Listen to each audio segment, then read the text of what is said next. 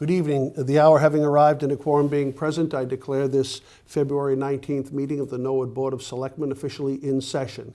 We will begin, as we always do, with the Pledge of Allegiance and a moment of silent prayer or reflection.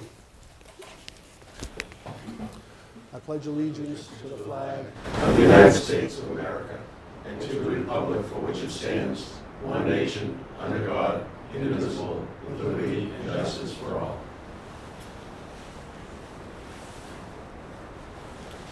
Thank you. It's our intention tonight to go into executive session at the beginning, which means now, and then come back to our regular meeting at 7 p.m. We are going, we'll entertain a motion to go into executive session for the purpose of discussing pending litigation related to the Norwood Airport. Do I hear a motion?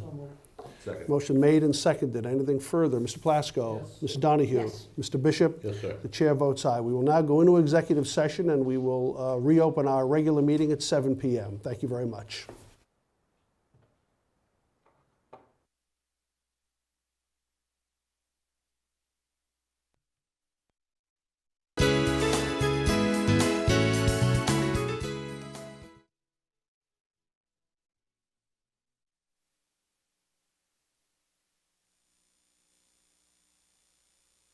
Regular business. We have two appointments tonight.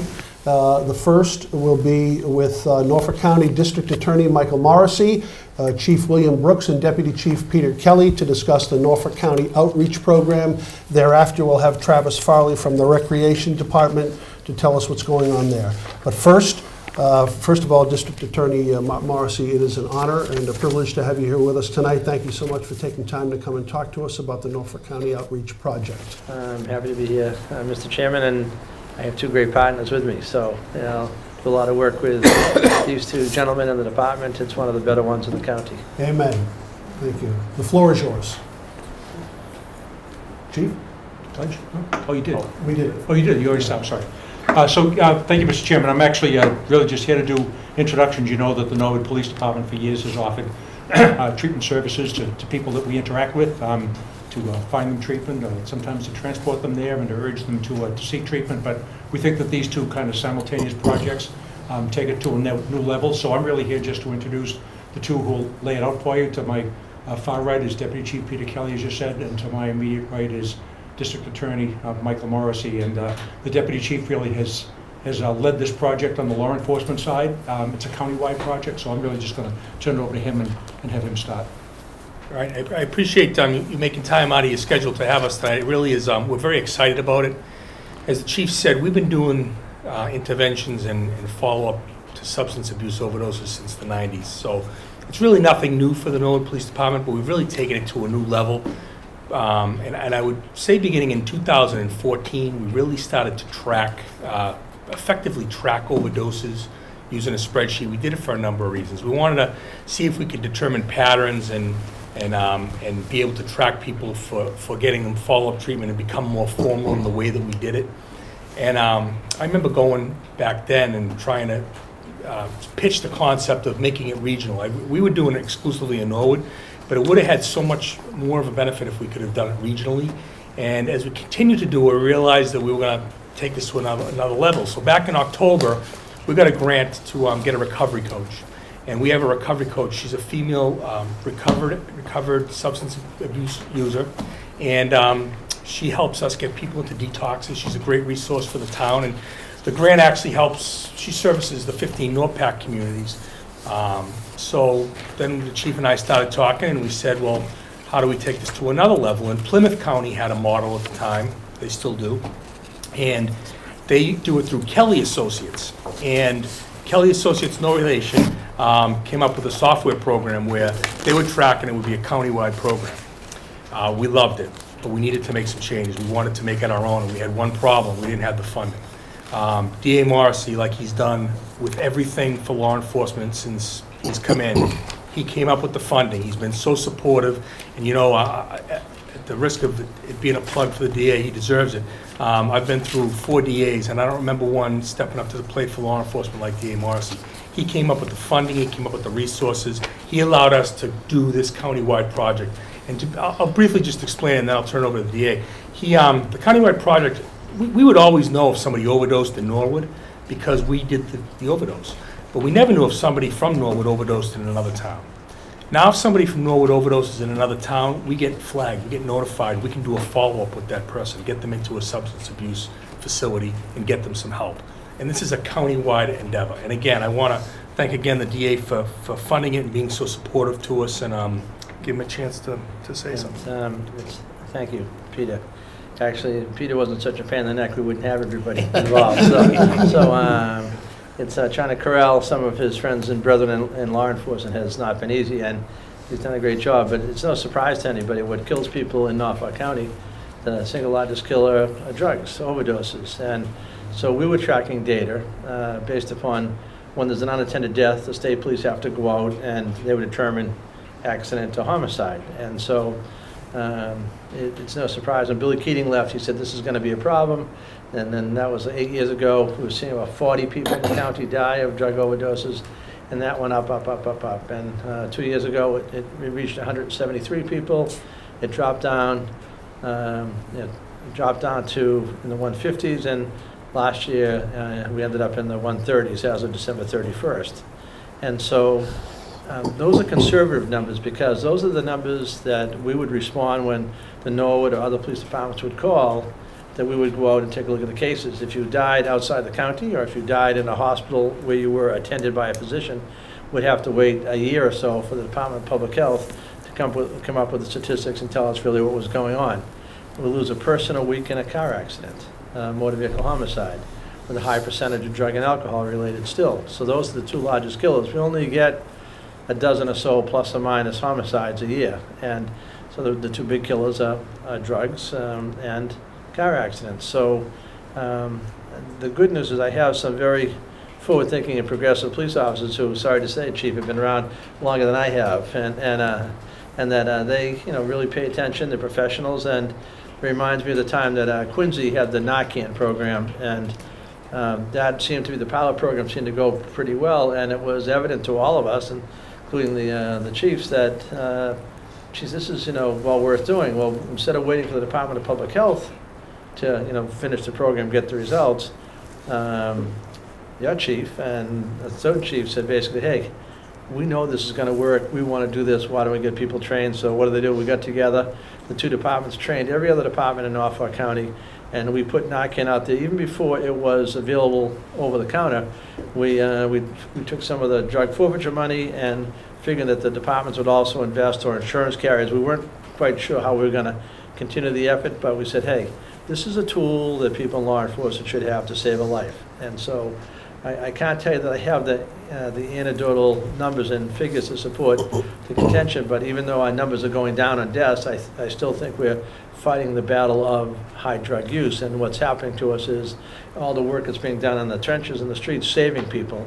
It's probably keeping the numbers down, but not necessarily the numbers of people who are using the drug. So Peter had followed closely the model that there was 12 communities in Plymouth County that had a pilot program for data gathering, and Kelly Associates. He tells me they're not related.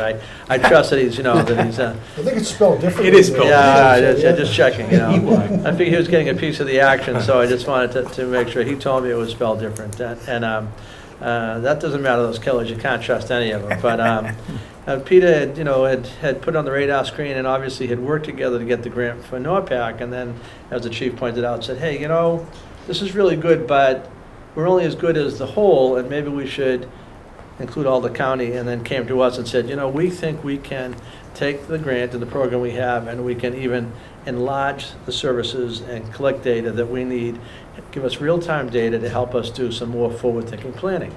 And none of us are bashful. We don't mind stealing someone's good idea. We don't want to reinvent the wheel.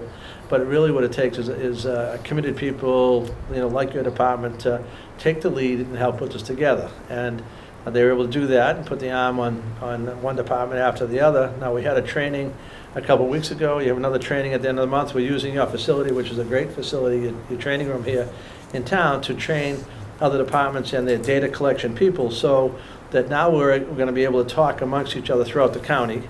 And Plymouth has it, and Essex has joined the same program. So we're hoping to integrate those systems, and Barnstable and Bristol County are also talking about getting on board. So we think we can spread it out throughout the state, and that's because of the work of people here in Norwood and even in Plymouth who started the program. If we can do that, then we can share that data and we get better real-time planning because. So excuse me, so the data now would be shared intra-county, that is between the towns, and later the idea is that it goes inter-county. Exactly right. Exactly. Okay. And the sharing in the county is easy because Peter and the chief convinced us to invest heavily in the program, so we've done that. That we can control, and we're getting the people who manage the software to allow us to start to talk to the other counties, and that's one more step that will occur, we think, sometime very soon in the near future. So we're all heading in the right direction, but it's really an important tool for us because, as Peter suggested, if you had someone who overdosed in Quincy or Milton, and they happen to be a Norwood native, well, you never know about it, but if we save them in Quincy and they came back to Norwood, there's someone that they want to talk to and offer help and assistance to. There's a lot of programs we can get out there to try to help people, and for the most part, some of the parts of the county, when we find someone who's selling drugs, we arrest them. Someone who's using drugs, we try to get them into programs. Locking someone up is not the answer. It's getting them help, and most of the departments, including your own, spend a lot of time trying to get people help. And even the sheriff's department has joined now.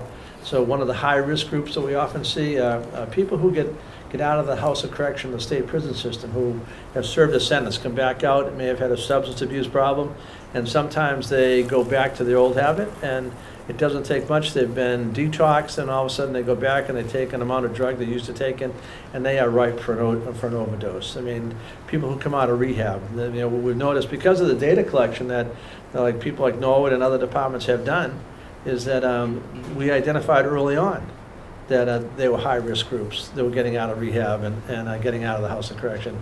We think this tool will be a better tool and give us more up to date and force people now, like everything else, it's only as good as the data we can get into the system. And if you have committed people and they tell me that you have a crackerjack in the department who's really into this as well, and if we can have all the departments make sure they stay current, then we'll get some great information and data, and may help us provide future funding, extension of the recovery coaches, other programs that we've tried, a lot of different programs, and we're willing to try anything. And sometimes it's a trial and error. As far as, someone has an idea, we've done some crazy things and we've done some really good things, but you don't often know how well things are going to work until you try it. And I just wanted to tell you, I'm very fortunate to have, people like the Norwood Police Department to be on the team, in this case, leading the effort in this issue. And I can remember that when the chief came to us about training for Narcan, it was illegal because we needed to have a standing order from a doctor to get Narcan, and Dr. Muse, who lives in Canton, he's the head of the emergency room department, stepped forward and said, "What do you want me to sign?" And so we were off to the races. And he was signing standing orders for departments that he'd never even been in the town, across the Commonwealth. And they took it off the schedule where you had to have a standing order. You can buy it now over the counter. That's how far we've come. They, of course, raised the price on us, sorry to say, but we won't go there tonight. But I can remember Chief Shastany, was the chief in Stoughton, and he said, "You want to do this?" And Norwood would like to do this. We hired the Blue Hills Country Club. We had probably 100 people from the different departments, and all I can remember is the recess of Annie's, and we had to get all the dummies together, and the departments put it all together. And then they went out and started training other people outside of the county, and I think that grew the effort because they were, far-sighted. I used to say to Chief Shastany, "I'd love to arrest you." I said, of course we wouldn't convict you, but I said to make a point to show you that you have to do things a little bit out of the ordinary, and your department has not been afraid to take a lead on some very important issues. And I just wanted to also join the deputy and the chief and just thank them for the help, but to tell you the good work they do, because they are really one of the better departments in the county, and they're great to work with. It's great to hear. Thank you, Mr. District Attorney. Mrs. Donahue? Thank you, Mr. Chair. Mr. District Attorney Morrissey, welcome to Norwood. It's so wonderful to have you here this evening, and to know that you're here a lot, helping us out. I'd like to go to Conrad's too, I have to. But you like to All go to lodges the all right, too. you like to go to the senior center, and you like to help the You have a great seniors. senior center. You help the seniors a lot too, Mr. District Attorney. But I can't let you go without letting you know that we've had other firsts here in Norwood. Do you remember Tom Tierney? Yes. And so in Quincy, the Dove program started, and it's a violence against families and women, and drugs were part of it, and that was a long time ago. Substance, alcohol, and drugs were always a part of that, and And he's from Norwood, and Tom Tierney was the principal person, a police officer in Quincy, who started that whole program. So you see, we're consistent here in Norwood. We're consistently trying to help the county over the years. and early on, Helen, when they get Dove started, they had mostly women running the program, and they finally decided they needed a couple of men involved, and I was a young legislator at the time. So they put me on the board early on in the late 70s. Really? Along with a banker, because they needed money for the new house. I came amongst them, and they took me in, so. Oh, so you have great experience with it. I just helped them, I helped Dove relocate to new office space in Quincy Center. Do you And, realize that hundreds of people that they've helped? It's awesome. Well, for we in law enforcement, and in the courts, that they provide assistance to people, not only safe planning and making sure families are okay in crisis, but they do counseling, they do legal counseling, and providing shelter when necessary. And so there's a ton of things that they're able to do, and we call upon them. I'm very fortunate that I live in Quincy, and that they spend a lot of time in that part of the world doing work, but they're a wonderful organization. They handle cases all over Norfolk County. They do. We also have a Dove advocate attached to the police department. Do Again, you no cost to really? the town, yes. And we have a domestic violence advocate through Dove that's in the station weekly and reaches out to victims and witnesses and works with us on domestic violence cases. We should talk about that sometimes so people can become aware of it. Well, the other thing too that I'm sure they do it, it's something that they've been leaders, but dealing with mental health issues, you often find people with dual diagnosis of drug and substance abuse and mental health, and I'm sure that the Norwood Police are at the front end of getting people training to deal with people with mental health and autism as well. So, I mean, the spectrum has changed these days, and how we handle some of these cases, and getting a better understanding, and you have a well-educated and well-informed police department. But on my biggest problem, people dying of drug overdose, I couldn't have better allies. Well, thank you, sir. Thank you, Mr. Thank Chair. you, Mr. Dungy. Mr. Bishop? Thank you, Mr. Chair. Mr. District Attorney, I want to thank you for supporting the Norwood Police Department and going together with them to make this better. There's two ways of thinking out there, and we all know this. Is reactive and proactive. This is very proactive thinking to try to see what's coming down the road and get and adjust and go forward. And it's making a difference. If all of this tracking saves one life, just one life, it's worth every bit of it. Well, Peter's So- not bashful, so I just... I've never known him to be. No, and I just, we're also working on, some of you have heard of the cat out of the bag a little, Peter, but when there's a motor vehicle homicide, in which I say we see one a week, but there's plenty of very serious bodily injury accidents, and so the state police have a CARS unit. It's their collision auto reconstructive unit, and they're so busy in the size unit, they only can come out to motor vehicle homicides. And so I know that the chief and Peter have been working to get better trained. There's a national accreditation, which is not easy, because you're asking police officers not to testify as police officers, but to testify as experts. And so, I mean, I like science, but you really have to because it's all physics and all formulas, and there's a lot of newer equipment that can help in a reconstruction, determining speed and direction. And the Norwood Department has recognized that there are some limitations on the state police, and they are trying to broaden their own education, and we're working to try to, Walpole has a certified reconstructionist, Franklin has one, Wellesley maybe, but it's one of those things that you have to stay current, and they're making the commitment to really get a couple of the people up to speed. When I came into Office Quincy, I don't think had anybody who was certified. Now they have 3 or 4 people, and I kept telling people, this is not something we just kind of show up when someone's dead.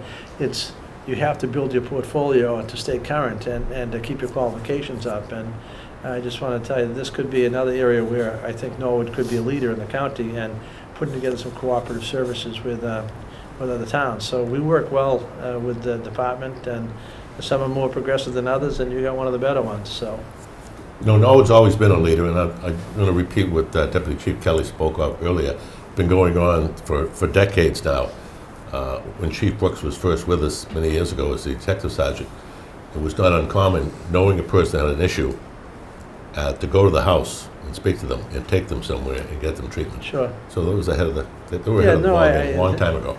Absolutely, and I mean, you can't take the same person, keep putting them, incarcerating them, not getting them help, you're just gonna see them again, it'd be like the revolving door, and I think that that's been an important thing, the progressive departments do that, some have not, I mean, but like everything else, it's always trying to identify the appropriate services and getting training, and that's why the recovery coach is an important part of the grant. We have someone in the trenches to work with the police, and they know they can go to get help. So this is all good news. It is, and as you spoke of, it's about breaking that cycle. It's not enough just to arrest people and go through the same scenario week after week. You have to break the cycle, and this is what people like Chief Brooks has done decades ago. Well, we are We're arresting doing the it people even who are more so selling the now. drugs. There's enough of that to go around, but the people who need help, we're trying to get them help. That's the bottom line. Thank you, sir. Thank you, Mr. Bishop. Anything, Mr. Plasko? I don't want to belabor the points, everyone's spoken well. I just, because you are here, want to take the opportunity to thank you. I know you personally and your department do a lot with our police department and with other departments within the community and all the communities in Norfolk County. So I just want to thank you for your efforts. Well, I also steal you. We don't have the nice training facility that you have in the department, and you are centrally located, and the chief has been most gracious over the time when we have trainings, particularly in the law enforcement or domestic violence or other issues. One of the first calls we often make. If we have a big training, the Bank of Canton has been most helpful. They have a wonderful, and one of your neighbors obviously is the president of the Bank of Canton. He lives in Norwood, so. The good news is I have some great community partners and great partners in law enforcement. That's one of the reasons we wanted to come here tonight. For some people, you may not realize the great work they do, and it makes my job much easier. And I just wanted to let you know I appreciate the help. And, Well, thank you. Hopefully that will continue. Thank you for your kind words. Thank you, Mr. District Attorney. Thank- Chief, thank you, Deputy Chief. Chief Kelly, thank you very much. Thank you. Thank you for your time. All right, let's continue. Travis Farley, Recreation Department, with his monthly report. Travis, welcome and thank you for Thank you, coming Mr. in. Chairman, members of the board. Thank you for allowing me to come in and speak to what's happening in the rec department and what we have upcoming. I'll kind of just delve right into things. Our program guide recently went out the first part of February, so all residents should have a copy of that guide. If you don't, please contact the Civic Center. We did also start spring-summer registration for all of our spring-summer programs that run from March to August. Last Wednesday, we actually took in probably a little over 800 registrations in one day, so we had a very successful start of the spring-summer program season. All of our programs from play camp to Mustang Sports to the movie nights that we do are all encompassing of that, so it was kicked off very well.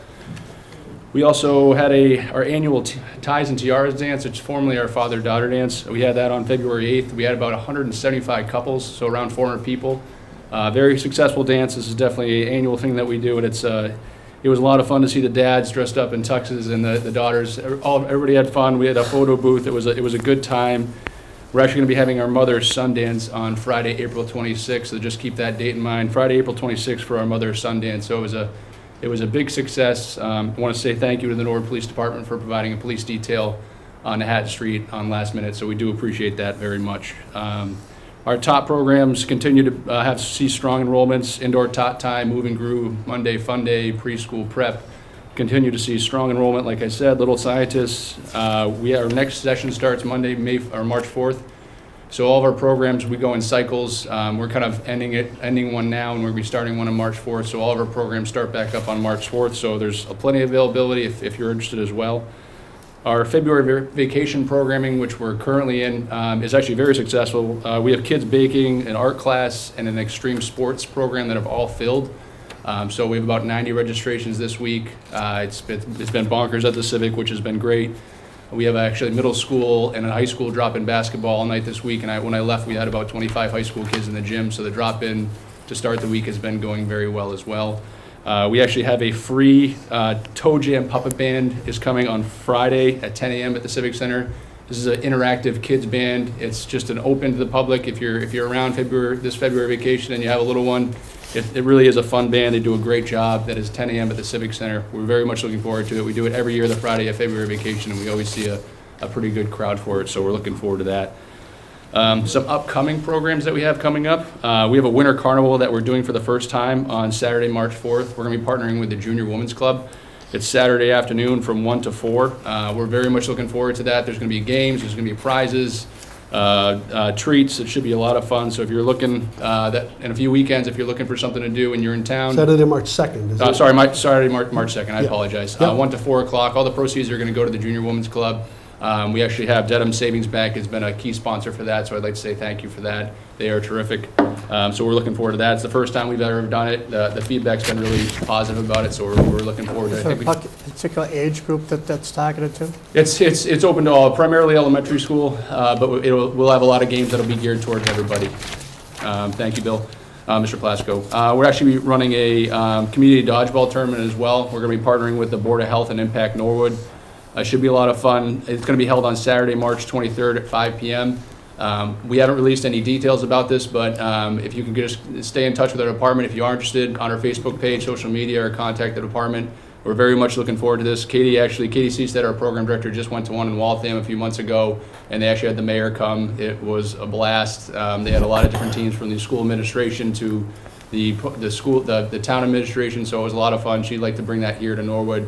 So we're very much looking forward to that. Again, it's Saturday, March 23rd, Oh, yeah, we're going to be out of town. 5 p.m. You're not going to be there for So if any of the dodgeball? selectmen want to come play some dodgeball, the invitation's open. So we're looking forward to that. It should be a good partnership, and hopefully it'll be a very successful event. The next one we have is our annual Easter egg hunt. This is one we partner with the Willett School PTA on. This is a big one every year for us. We're going to be having that on Saturday, April 13th. That'll be on the front lawn of the high school. It'll be in the morning, and all the details are on our website, but if you're around that weekend, that is something we do every year. It's very well attended. It's a lot of fun. I think last year we put out 12 recycling bins full of Easter eggs with the help of the high school and the PTA, so it is a lot of fun. The kids have a blast. I think last year we had about 6 inches of snow, so it made it a little more challenging than it usually is, but it was a lot of fun. Pickleball continues to be strong with us, so if any seniors or anyone interested that wants to come, Tuesdays and Thursdays. Tuesdays is at 9:30, Thursdays is at 1 o'clock. We generally see about 15 to 20 to 25 people for those programs. It's definitely well attended. And our drop-in basketball continues to be successful. If we do have drop-in basketball, it's usually on Tuesdays and Fridays. If we do post the schedule monthly, so we have to ask any students that are in middle school or high school that are interested, just call the Civic just to verify.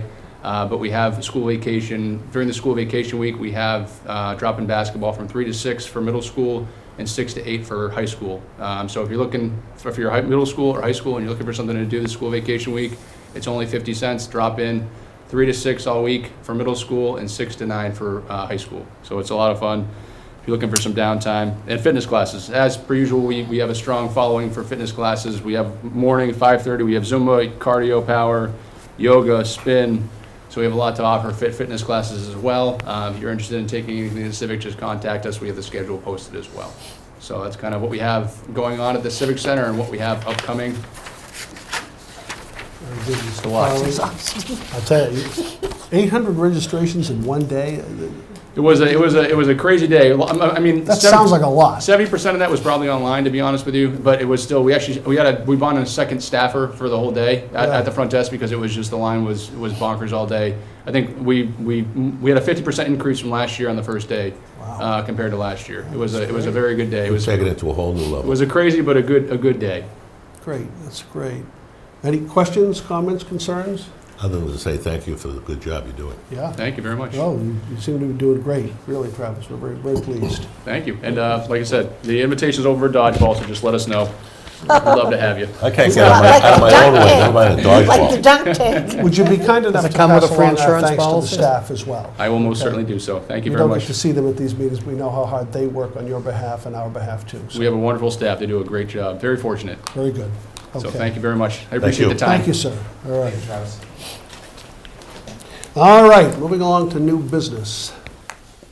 Number one, Dave Monahan, Mug and Muffin, 716 Washington Street, submitting an application for a one-day wine and malt beverage license for Wednesday, February 20th, from 5 p.m. to 8 p.m. for a Circle of Hope fundraiser. Motion to approve. Second. Motion to approve made and seconded. Anything further? Hearing none, put it to a vote. All in favor? Aye. Opposed? Unanimous. Number two, thank you. Number two, George Hazerjian, Chair of the Community Service Day Board, submitting an application to use the DAV Park on Saturday, May 4, from 10 a.m. to 3 p.m. to hold an outreach awareness and service project event sponsored by the First Congregational Church, the Emmanuel Lutheran Church, the Grace Episcopal Church, the First Church of Christ, the Sai Baba Center, all of Norwood. Motion to approve. Motion to approve made. Second. And seconded And on the motion, sir? Mr. Bishop. There's also going to be a sleepover that night, starting at 7 p.m. and going till 7 a.m. the next morning. I would just ask that we also notify the police department and let them know that there'll be a sleepover up there, and they can check in on them. So can that be, should we change the, it says from. On the park? Yeah. On the park. It's the Girl Scout, it's the Boy Scouts and Boy Cub Scouts Scouts. and Cub Scouts. Right, it's in the Wasn't it paperwork, so us? do we have to change the motion at all, at least on the timing, or are we all set? He's using the park really from 10 a.m. to 7 a.m., really. Okay. Yep, Mrs. Donahue? Thank you. It's a wonderful plan that they have here. The food pantry's included, Meals on Wheels, furniture for poor people, Impact Norwood, Together Yes, Neponset Valley Humane Society, all kinds of organizations that help, Boy Scouts, Girl Scouts, that help out around town. So it would be good if all of us tried to attend. Yeah, the DAV Park, Saturday, May 4th, 2019. All right, so Mr. Bishop, again, to reiterate, you'd like to make sure the police are notified that there'll be a sleepover as part of all this. Correct, and they can drop by and check on them during the evening hours. Fair enough? Right. All right, anything further? Hearing none, put it to a vote. All in favor? Aye. Opposed? Unanimous. Thank you. Number three, Patrick Moore, Comcast of Massachusetts, submitting statement supporting latest quarterly franchise fee payment. Motion file? Mr. Plasko, motion, what's that? File. Motion to file. All right, Second. very good. Made and seconded. Anything further? Hearing none, put it to a vote. All in favor? Aye. Opposed? Unanimous. Thank you. Number four, Viola Babula, Verizon, submitting a PEG grant report, fourth quarter 2018. Information file. also. Information file made and seconded. Anything further? Hearing none, put it to a vote. All in favor? Opposed? Unanimous. Thank you. Number five, Francis Downey, Norwood Art Association, submitting an application to use the town common on Saturday, June 8th, from 8 a.m. to 3:30 p.m. for the annual Art in the Park, and request that the DPW deliver the panels to the common on that day and pick them up after the event. And a note here that the rain date is June 9th. Motion, Mr. Donahue? Thank you. So moved, but in regard to the art in the park, I'd like to just mention that was always Inez Reardon involved in that. And we have the new painting that that Charles Donahue gave to us, and it's up here in the town hall. Yeah. So if any of the townspeople would like to come up and see it, he gave it to the town of Norwood, and it's hanging right here in the Selectmen's office. So welcome, come and see it. Very good. We have a motion made and seconded. Anything further? Hearing none, put it to a vote. All in favor? Aye. Opposed? Unanimous. Thank you. Number six, Robin Konopacki, Director, Physician Practice Operations, Norwood Hospital, submitting request to hang temporary banner for the new Steward Medical Group practice, Norwood Primary Care, located at 900 Washington Street, for 6 months, starting February 13th, which was last week. Okay. So the request to hang a temporary banner at the hospital. Mrs. Donahue. I'm all for the Norwood Hospital, and I have always had a question about this. 6 months isn't really a temporary banner. So should we refer this to the building inspector to see how he feels about it in regard to the sign bylaw? I think they've asked for these before, not in this location for this purpose, but the hospital. And they've come up at the recommendation or the direction of the building inspector in the past. They just recently went to the zoning board and got a permanent waiver, or whatever they needed, or I don't know if they got it or not, but they were seeking it because that was to be permanent. But this temporary is at the advice of the building inspector already. If that's the case, then I have no objection. All right, so we have a motion to approve? Mr. Chair, on the motion? Motion made and seconded. Go ahead, Seconded. Mr. Bishop. This is not going to be placed on the Nord Hospital. This will be on one of the buildings at the Rama Center located at 900 Washington Street. Okay, very good. All right, motion on the floor made and seconded. Anything further? Hearing none, put it to a vote. All in favor? Aye. Opposed, unanimous. Thank you. Number 7, Judy Bass, Communications Specialist, Webmaster, Blue Hills Regional, submitting notification that the renovation project website, previously known as www.renovatebluehills.com, has been changed to www.bluehillsrenovation.com. A motion to do what? Information to file. Information file. Second. Made and seconded. Anything further? Hearing none, put it to a vote. All in favor? Opposed? Unanimous? Thank you. Number 8, Benny Wong, Mass Development, submitting notification of public hearing to be held by Mass Development Finance Agency on February 13th. It's already happened at 9 a.m. at 99 High Street, 11th floor, Boston. The hearing is concerning bond financing for the project at 750 University Ave, which will house the Skating Club of Boston. Information I can file. report Second. that was successfully handled by Mass Development, was approved, that application. Very good. Thank you, thank you for that update, Mr. Plasko. That's good news for us, isn't it? Yes. Okay, very good. And just so people understand, the reason why this is showing up tonight is because our meeting, we canceled our meeting last week. So there are some agenda items that are dated at this point, but we are still compelled to go forward with them and make them known to the public. So, very good. Information file made and seconded. Anything further? Hearing none, put it to a vote. All in favor? Aye. Opposed? Unanimous. Thank you. Number 9, Gene Taylor, 11 Monroe Street, submitting correspondence regarding the intersection of Hill Street and Lower Washington Street. You've all read the correspondence, I assume. It's just an observation by Mrs. Taylor that people seem to be disregarding both the rules of traffic and sort of best practices. We followed that to the manager and the safety officer and even the safety committee, Mr. Ryan, to see if they in any way have any suggestions. Fair enough. What do you think? Okay. Second on that. All right. Motion made and seconded to send it to the manager and the safety committee. Anything further? Hearing none, put it to a vote. All in favor? Aye. Opposed? Unanimous? Thank you. Number 10, Norwood Portuguese Club, Silverio Arroyo, submitting application for special one-day wine and malt beverage license for Sunday, March 3rd, from 5 to 9 p.m. Motion to approve. Second. Motion to approve made and seconded. Anything further? Hearing none, put it to a vote. All in favor? Opposed? Unanimous. Number 11, thank you. Number 11, Kim Weineck, Friends of Norwood Center, submitting application to use Town Common to hold farmers market on Tuesdays from 12 p.m. to 7 p.m., beginning June 18 through October 15 of this year. So that's just, the hours have changed a little bit then, Correct. right? Okay, from past years. So 12 p.m. to 7 p.m. What's that? Some of that includes that and taken. Okay. All right, very good. Motion to approve made? Made. Second. And seconded. Anything further? Hearing none, put it to a vote. All in favor? Aye. Opposed? Unanimous. Thank you. Number 12, Darrell Hanson, Norwood Light Broadband, submitting 2018 annual complaint form, Form 500, in accordance with Mass Cable regulations.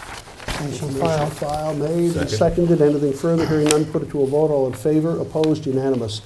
Thank you. Number 13, cemetery deeds for review and signature of the board. Motion signed.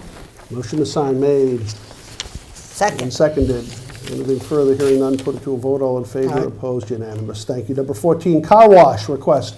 Norwood High School Television, Saturday, May 25, from 8 a.m. to 3 p.m. So move. Second. Made and seconded. Anything further? Hearing none, put it to a vote. All in favor? Opposed? Unanimous. Thank you. Number 15, John Apple, Progress Norwood, submitting an application to use the town common Sunday, April 28th, from 8 a.m. to 2 p.m. to hold Earth Day Community Picnic and Fair. Motion to approve. Second. Motion to approve made and seconded. Anything further? Hearing none, put it to a vote. All in favor? Opposed? Unanimous. Thank you. Number 16, Julie Barbarisa, Katie Neal Rizzo, and Denise Kiley, submitting notification of the newly formed One Norwood, a municipal ballot question committee, supporting the passage of a Prop 2.5 operational override on the June 3rd, 2019 ballot. Second on Information that. file made and seconded. Anything further? Hearing none, we'll put it to a vote. All in favor, opposed, unanimous. Thank you. Number 17, Fletcher Longley, 34 Arcadia Road, submitting request for newly installed no parking signs on St. George Avenue to be changed to 30-minute parking. Mr. Bishop? Mr. Chairman, I happened to be here in the afternoon when he came in, and he apparently is looking for some relief for the New England Bakery, which is the old Brothers Bakery, because they're running a coffee shop there and they need parking spots. And I advised him that they cannot run a coffee shop because they have tables and chairs for sit-down, and they do not have a common victuals license, number one. And number two, they don't have a bathroom that's available to the public, according to the Board of Health. So I don't see any reason to change it because there's plenty of parking on Washington Street. His concern was around the corner from his building on St. John Avenue. There was 2 signs put there. But if you look at the rules and regulations of parking for the town, those signs are already noted. So maybe for some reason over the years they got knocked down by a snowplow or one thing or another. But I see no reason to take them down. Okay, so, because we haven't had anything new regarding that area come to us, so No. you're probably right, it was probably replacing signs that had been there. Okay, And like I said, they're already in the rules and regulations. yep, okay, so what is the motion to table, is that what we do? Mr. Plasko? Question on that, comments from Mr. Bishop. Did I just understand you to say you told him that he couldn't be running a coffee shop because he doesn't have seating? Did he respond to that? No, I didn't actually tell him that. I Oh. says, how can you be running a coffee shop if you don't have any kind of common victuals license? I remember a number of years ago, the Board of Health brought to our Right, attention and it's still that there continuing. weren't chairs there, and we sent And them they notice. did it anyway. We should, But when I addressed the coffee shop issue, he tried to change the story and said, well, it's not actually a coffee shop, it's something else. But the case in point is, they have no right to have a coffee shop, and I am not going to support taking signs down to allow them to have a coffee shop that's not even legitimately legal according to our specifications. and the signs that exist are in our current parking regulations. Yes, under St. John and Washington Street. St. George. Move to St. den- George, I'm sorry, Move to St. deny, George. and if it goes further, we can always consider it again in the future. Motion to deny the request made Second. and seconded. Anything further? Hearing none, put it to a vote. All in favor? Aye. Opposed? Unanimous. Thank you. Number 18, Castle Island Brewing Company, Adam Romanov, founder and president, submitting request for automatic amusement devices license for 1 pinball machine, 2 skee-ball machines, and 4 video arcade games. I believe where Mr. Romanov is expanding the area, the pouring room area there, so this is what will go, fill part of that anyway. And Mrs. Donahue? Thank you. So this, I know that the game machines aren't a bad thing, but when he was granted the brewing license, that was supposedly to show his wares and sell his wares to other people and companies and stuff. So now the brewing license is becoming more like a regular license. So how do we deal with that? Mr. Plasko? I was just gonna say, that's, I guess, up to the local licensing board. I don't have any problem with it. These same type of establishments are being run all around the state. The state license allows it. It allows these companies to, startups to be successful, augments the rest of their operations. And this one has been running pretty successfully and is very well customer-based, so they have a lot of support. And this particular request itself, I, as you say, don't find offensive in any way, so I personally have no problem with it. So, Mr. Chairman. Just one thing, and I'll go back to Mrs. Donahue and then Mr. Bishop, but he does, Mr. Romanov does note in his correspondence to us, none of these machines will dispense tickets, so it's not like the skee-ball machines where Right. they gave you tickets and you No won a prizes prize. of any sort. So there's no prizes. Mrs. Donahue? thank you. As I said at the beginning, this location, in my opinion, is okay for these type of machines. And then, but it's the license itself that we're attaching by procedure, characteristics to. So I hope if one of those licenses comes up in a more congested area that, you know, that we consider each case individually. Okay, very good. Mr. Bishop? This license is actually a brewery license, which is relatively new to the Commonwealth. But the purpose was, in the very beginning, and I believe still is, to attract people to come into his establishment and try various types of beer. Depending on how that goes, he may put one in the production line, he may take one off the production line. But this is just another level of attempting to draw people in to sit down and try different types of beer and maybe play a game over here. I've gone there on several occasions to view it myself, and there are young families that go there and have conversation on Sunday afternoons or Saturday afternoons. And I think this is just another way to draw people in. So I personally do not have a problem, as long as the amusements stay within the boundaries of the law and there's no prizes or tickets given out or anything like that. It's strictly for amusement. Thank you, Mr. Chair. Thank you, Mr. Bishop. All right, very good. Do we have a motion to approve? Second. So moved, made, and seconded. Anything further on the motion? Hearing none, we'll put it to a vote. All in favor? Aye. Opposed? Unanimous. Very good. Thank you. Let's see. Additional new business. This board wants to submit a request. I'm asking if the board will submit a request for a reserve fund transfer of $5,200 to the Selectmen's full-time salaries account to take us through the rest of the year. So move. Second. So moved, made, and seconded. Anything further? Hearing none, put it to a vote. All in favor? Opposed? Unanimous. So that now goes on to the Finance Commission. Unfinished business. We have two matters pertaining to the upcoming override question. The first is acknowledgement of correspondence received by this board regarding the override. There were many of you who sent in emails and cards and letters and so forth expressing your opinions on what this board should do regarding the override matter. I want to call particular attention to two correspondences we received from our old friend and former Chief Financial Officer Bob Thornton, which were loaded with data. And for that reason, I wanted to make special mention of them because I think it might be wise if we sent along those correspondences to the Budget Balancing Committee. Would that make any sense? Okay. Sure, it's good information. I agree with that. Okay, very good. Yeah, I mean, there's a lot of information in there that pertains not just to the future, but also to the upcoming fiscal years might be helpful. So we have a motion to send Mr. Thornton's letters to the Budget Balancing Committee. Should we send it to the Finance Commission as well? I would. Okay, Sure. sure, why not, right? Okay. On the motion? On the motion, Mr. Plasko. Yeah, I would just like to elaborate on that.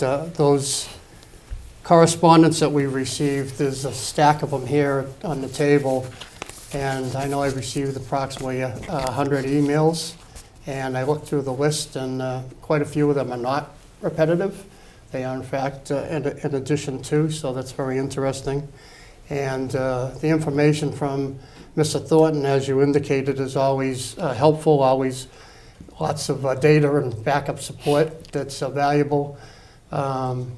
I know we've already been considering some of the information. I referenced it, those two letters the night the Budget Balancing Committee was here, and some of my thoughts. But beyond that, I'd like to acknowledge that I went up to see Mr. Thornton on another matter, and while I was there, the subject came up, and he gave me over 2 hours of input that pretty much was supported by that written documentation the rest of the committee went. But you know, obviously still cares a lot about the town and is going to be helpful in providing as much assistance as he can. So even where we disagree, when it comes down to some matters, I certainly appreciate all the help and assistance. Very good. All right, let's see. So anything further on that? Mr. Chairman. Mr. Bishop. These are first off, I want to thank Mr. Thornton. There's an immense amount of work that went into these letters. There are two, actually. But these are the things that I want to be able to present when we talk about public forums between now and June. I want to give both sides of the argument as much as we can and with the most information. And I think one of the biggest pieces of information is the information that comes from Mr. Thornton. And you can do with it as you choose. But the point is, it's information that should be out there and that the public should have a chance to hear it and digest it. And then, so when they do go to the polls on June 3rd, I apologize for that, June 3rd, they can make an informed decision. They will have all the information, both pro and con, on the particular issue of the Prop 2.5 override. Thank you, Mr. Chair. Mr. Bishop, I've spoken with Mr. Thornton several times on the matter and exchanged emails as well, and I find every single one of them, every one of our communications to be informative and enriching, whether we agree on a point or disagree. And thanks to everybody who communicated to us, by the way, not just Mr. Thornton, but as Mr. Plasko said, probably 100 emails from people, and they were not all cut and paste, so that is impressive too. Mrs. Donahue. Thank you, Mr. Chair. These letters from Mr. Thornton, which express so much work, now that they are a part of our selectmen's package, if a person goes to the computer, can they get those letters? Could we do that? Do we, Yes. Could- They can certainly get a copy, it's public information. public So, information? so would it be possible that we could post these letters so that anyone in town could reach them? Is there any downside to doing that? No, Yeah. well, It's just You multiple could be pages. opening up to every time you start receiving information. that would be the This is a concern. very important topic. It is, But it's- but but we've it's received also- over 100 letters on the topic. If we want to post every letter we receive for every topic, I mean, we would be, But in real life, It it's also- a part of us, it came out in our package this week. But it can be, it could be, I believe, in my opinion, it could be argued to be taking a position, and we're not supposed to use public resources for that.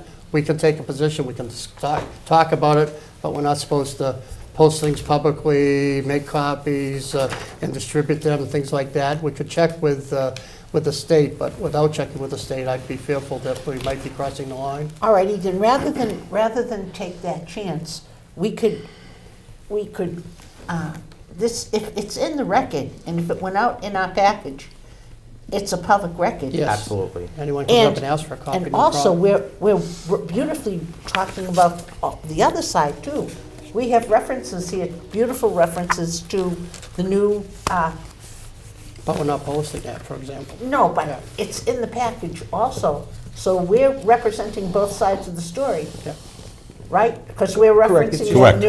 that new, I'll keep it in the note, people have asked. There can be discussion. You can take, even take positions. You can have all kinds of discussion. You just can't use town resources to present a point of view. And no, I agree, we can't do that, no. I mean, we could check on it, but without checking on it, I wouldn't want to go forward. All right, so we want to leave it that if anybody wants a copy of these letters or any of the others, they're welcome to come in and get them. Or it's also it's also going to be part of our records. Yes. And we also, one Norwood Municipal Ballot Question Committee, we have that as part of our records. And then we have another one as well, about both sides. So I think we're doing okay with both sides. Yep. Okay. Very good. Mr. Bishop? I agree with my colleagues. I don't want to represent one side as opposed to another side, but I want all the information to be out there, and I'm being a little bit repetitive right now, but I think it's important that all the information on both sides of the question is out there so that people can make a very informed decision come June 3rd. Thank you, Mr. Chair. Very good, Mr. Bishop, thank you. All right, so we have a motion on the floor made and seconded. Anything further? Hearing none, put it to a vote. All in favor? Aye. Aye. Opposed? Unanimous? Thank you very much. So Christina, we'll get those letters over to those two boards. Thank you. All right, and now, segueing from that to unfinished business number 2, override article, discussion of the wording for the override article. As you know, we voted a few weeks ago we voted certain language for the override question, subject to review by DOR, and Mr. Plasko has something to report on that. Yes, Mr. Chairman, thank you. We had discussed that the selectmen decide what ballot questions, if any, to put on and in what form. We chose to keep it as simple as possible and have one ballot question, not to have a menu or a pyramid or anything like that. And we were going with the simplest wording, which was, shall the town of Norwood be allowed to assess an additional $5,950,000 in real estate and personal property taxes for the purpose of operating the municipal government and public schools for the fiscal year beginning July 1, 2019.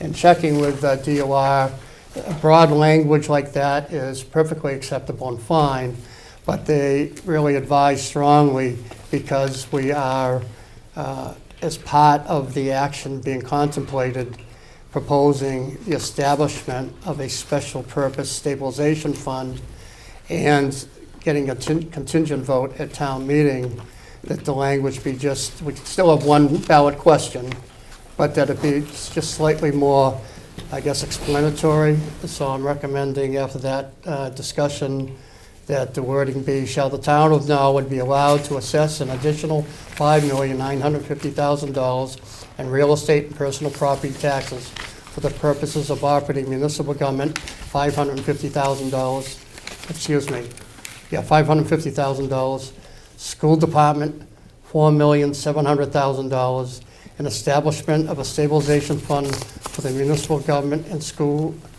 department operations, $700,000 for the fiscal year beginning July 1, 2019. So again, it's going to be just one motion for the full $9 million, but there's a little breakdown. So at town meeting, if they take a contingent vote, they wouldn't be able to appropriate more than 4.7 for the schools, because then it wouldn't be authorized by the override should that pass. So it is limiting a little bit to that degree. Okay. And the reason for the explication, or the greater explication, has to do specifically with the intended creation of an override stabilization account, which was part of the budget balancing recommendation. Yes. Okay. All right, very good. So really what we're doing then is it's the same thing, it's the same proposal, same total dollar amount, but we're giving more detail than we did in the vote we took 2 And the weeks same ago. method being one vote. One vote, right. question. So you're going to go in and you're going to vote yes or no.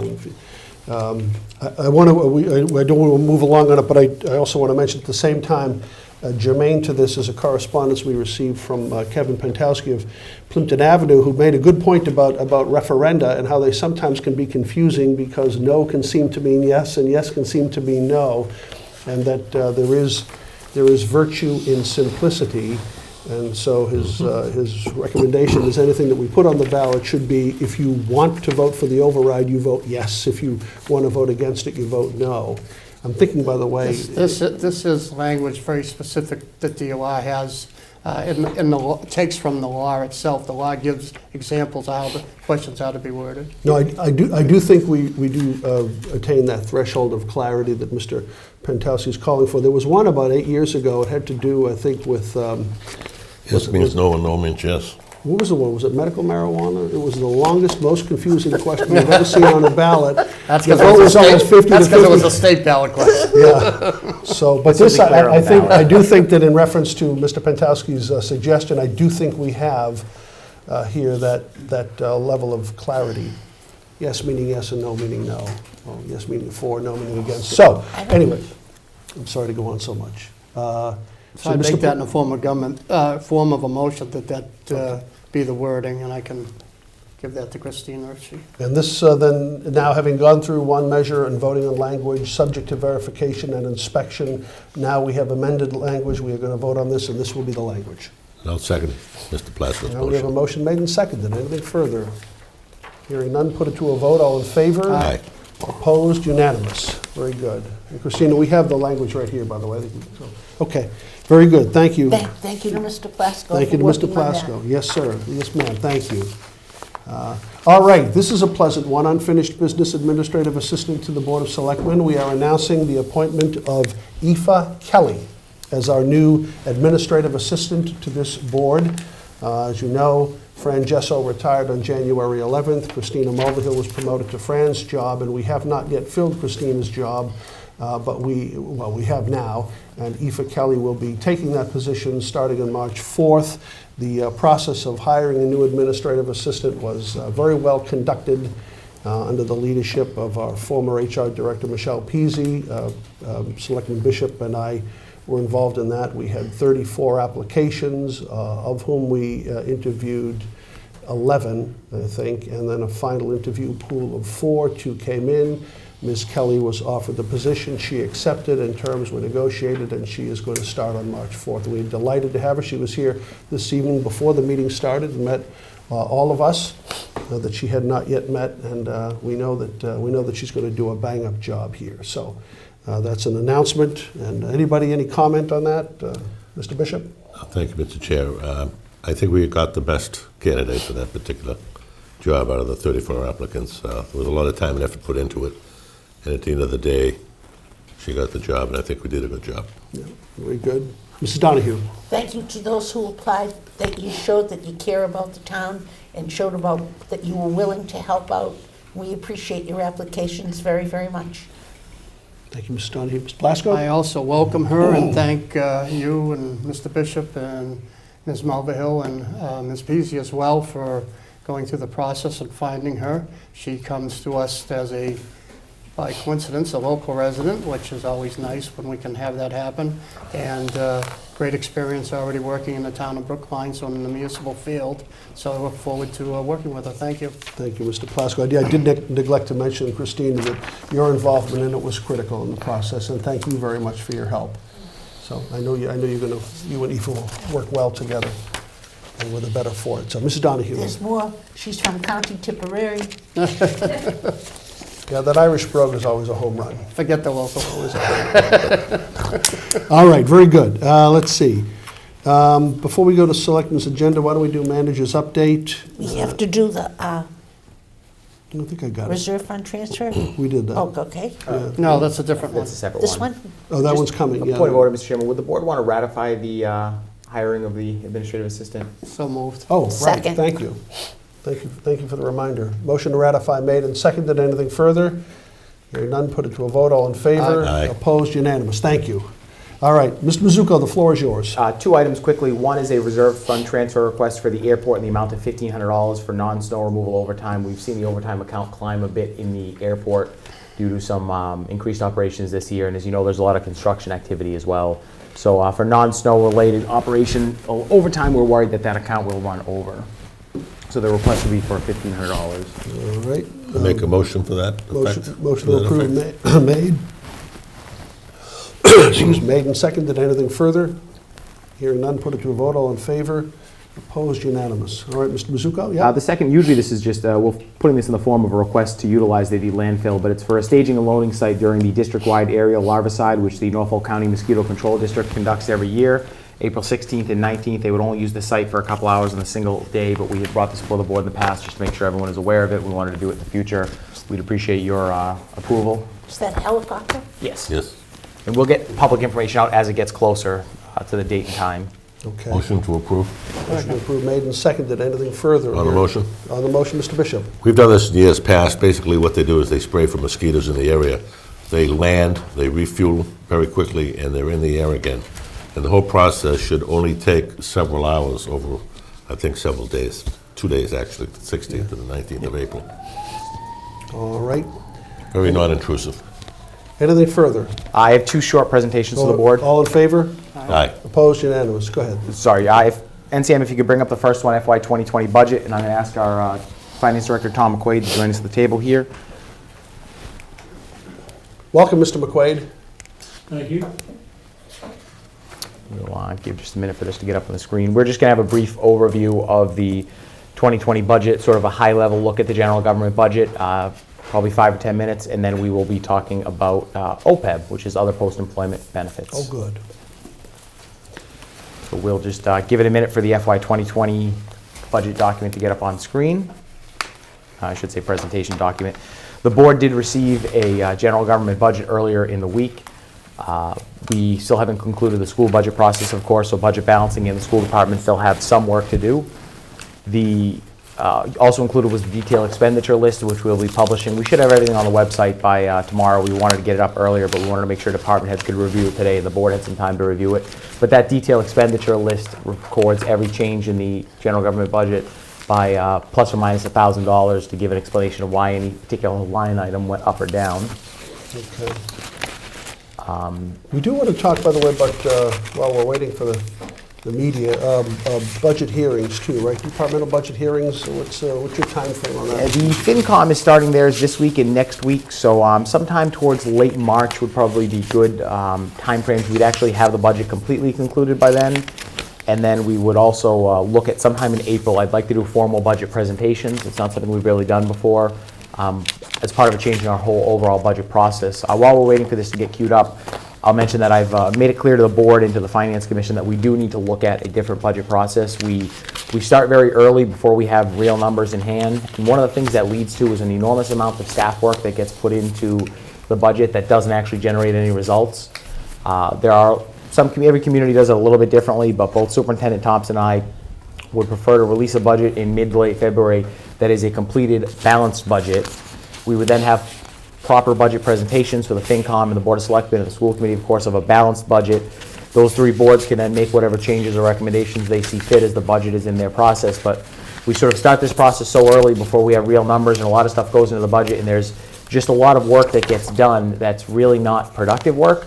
I know it sounds good to say, well, let's start early, but if something's going to cost us $40,000 starting 2 months early, it's not actually going to cost us anything different. So what we're doing is we're getting information out, and then we're changing it, we're changing it, we're changing it. That's true. And part of it is that the public doesn't know what information to listen to because we're constantly changing the numbers as they go along, and we're just wasting an enormous amount of staff time in the process. We could present the boards and the public a much better process, a much better public process with better information all at once instead of sort of dripping it out here and there. It's a much more transparent process. Okay. Can I just get be technical about that? Sure. Go ahead, Mr. Plasko. I think probably each year, until there's some kind of a permanent change, probably you should make that a proposal in November or December and have the board accept it, because otherwise, I think the charter says that they're supposed to have a budget in December. Correct. So that way we won't be ignoring the charter, but we'll be Sure. extending the process. And we can still ignore, are we not going to be able to get the presentation on screen? Okay, well then I'll go through the first one and I'll try to explain this for those at home, and we'll get this posted online. The board received the memo on this on Friday about the general government budget and sort of how we got balanced. So for those at home, I'll try to see if you can follow along. You know, this must have been what it was like for Sid Caesar in the days of live television a long time ago, when things didn't go right on TV. Technical difficulties. And, you know, it's my fault. I got this done late and sent up late, so in the future we'll get these done a little bit earlier. So this we'll do earlier. The budget process will start later. One of the things that was different with this year is departments were told to submit flat budgets with only contractual increases in wages and other costs, or commodity increases, or a necessary cost increase where we had to do A, B, or C. So the traditional process each year is that the departments will just submit their requests, what they think they need, what they'd like to do for the community. We scaled that back this year and said just submit what has to go up, not a real request, what do you need budget. Right, no wish lists. General government as a whole usually trails the school department by sometimes a year or two in terms of the budget impact of the economy and different state mandates. Our budget generally in the general government portion tends to be a little bit more stable. The utilities tend to fluctuate based on the market and the cost of power and water and sewer. The school department, as you know, they are much more subject to state mandates in a sense than we are. At least they could have a special ed or an ESL case come across mid-year or towards the end of the year that could cost them $100,000. It could necessitate them hiring an additional employee or sending a student to an out-of-district placement. We tend to be more stable because we usually don't have those sorts of challenges facing us on the general government side. It's rare that all of a sudden we have to add somebody to the clerk's office or we have to add somebody to the treasurer's office. So general government tends to be a little bit more stable. It does happen, we do have to add positions occasionally as the school department does, but there's usually not a state mandate attached to it. So there were 3 areas we saw some major savings in the general government budget this year. One of them was veteran services, which is down about $50,000. A lot of work's gone on between the accounting and treasury staff and between Ted Mulvihill and his office, and we're seeing a big decrease in the costs there. We're following the proper state reimbursement process. So we're actually down this year about $50,000 already. We project that trend to continue, but conservatively we're only going to book about half of that for $50,000. We made some changes to how we handle our indirect cost accounting with the light department. And what that means is that the light department absorbs some of the costs of general government to pay for the services that general government provides the light department. Tax collection among them, accounting, some town council costs, some labor council costs. And what we're moving towards is more proper enterprise fund accounting, where we sort of segregate our utility funds to really be in separate funds. The Department of Revenue has actually requested that we do this for years, and we've always sort of told them we'll get to it, we'll get to it, we'll get to it. Shortly after I got here last year, they made a fairly strong request, to which I responded with a fairly strong rebuff that no, don't tell us how to do it, we'll do it when we want to do it. But at some point we do need to move towards, oh great, we're on this page here. We do need to move towards more proper enterprise fund accounting. Our light department accountants have also recommended that we do this. We've sort of been taking a paper benefit, but we want to make sure that the light department and the light rate users are paying for light related services and that the property taxpayers are paying for property tax related services. So this won't impact in the big picture the way the town generates a profit from the light department, but it will help sort of clean up our books and make them a little bit more cleaner in the future, which is a good thing. Couple of questions before, Yeah. as you continue. First of Absolutely. all, in the Veteran Services account, it's not that we're giving out less in the way of veterans relief. We're still fulfilling our obligation there. It's more We're a matter seeing of less getting some- requests. We're seeing less requests. So remember, this is a commodity line. So somebody comes in, if they're what's considered an indigent veteran according to state statute, they come in, they're allowed to get, it could be money for food, it could be money for housing. We're not choosing to give out less. There are less requests coming in that meet the standards. Usually that's a sign of a positive economy. Sometimes somebody might come in and they can get $2,000 or $3,000 for 5 or 6 months, and then they get a job, and then they see themselves off the off those veteran services. So we're not choosing to spend less, we're averaging less cost in that program. Okay. I do always remind people, it is considered like a commodity cost. It is an obligation of the town. We try to budget an appropriate number. If those costs were to go up, we of course would have to bear that cost. But we're just trying to match the number a little bit closer to what we're actually trending. Okay. Mrs. Donahue. Thank you, Mr. Chair. At the beginning of your comments, Mr. Manager, you said that it's a flat budget except this and that. The extra items that would have been included in the budget, have a lot of those items been shifted over to capital outlay requests? We'll talk about that in a minute when I get there, but the definition of extra, I would disagree with. Extra means it sounds like we're just trying to buy more stuff. We didn't fund it. I'll get to it in a minute. That's not my question, Mr. Manager. That's not my question, and you interrupted me. Oh, I'm sorry, I was, Right, but what I was... we'll get to that later in the presentation. And, but in fact, at capital outlay, there is a proposal to discuss what capital outlays consist of. And some of these items that were previously included in the budget may be shifted over. So I think that we have to consider this whole concept together. Correct, and that some of that's a matter of opinion as to whether an item is a capital item or it's fit in the regular operating budget. The only things that we pulled out of the regular operating budget were a couple of items that we've been funding as capital for the last several years. We'll get to that when we talk to that slide in a few minutes. Very good. The third item where we saw some cost savings in the general government budget was in street lighting. The completion of our retrofit of our lights to LED lights, we're predicting another $60,000 decrease in the cost of street lighting. So for these three items, it may be a little tough to look on the screen there, there was about a $440,000 savings in total. If we go to the next slide, please. There were several other items that we either cut out right out of the budget, transferred, or were allocated to capital. So the first one is a request for software maintenance increase. This is as we're putting in forward our Munis operating software system. There's other software systems related to it that we want to bring on board. This request was to increase the line by $200,000. We're only honoring about half of that. This may mean that at the end of the Munis ERP software conversion program, we may not be able to fully implement all of the software. We may need to seek further appropriation from that process, or there may be some of the software modules that we're just not able to support in the operating budget. The accounting and the bill collection will go forward, of course, but we're unable to honor that request. Annually, we know we need to appropriate between $250,000 and $300,000 for public works equipment. This is our regular fleet replenishment program.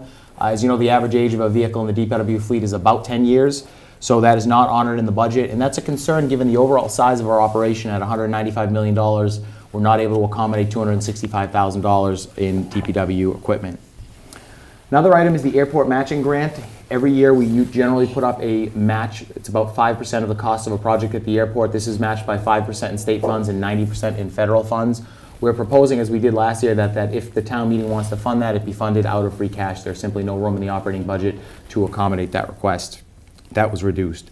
The road money amount has been reduced by a total of $275,000. We'll discuss the facilities work that we're looking to do with that in just a moment. Mrs. Donahue, a question? Yes, please. The DPW equipment, Yep. you would shift that to the capital outlay, right? Correct.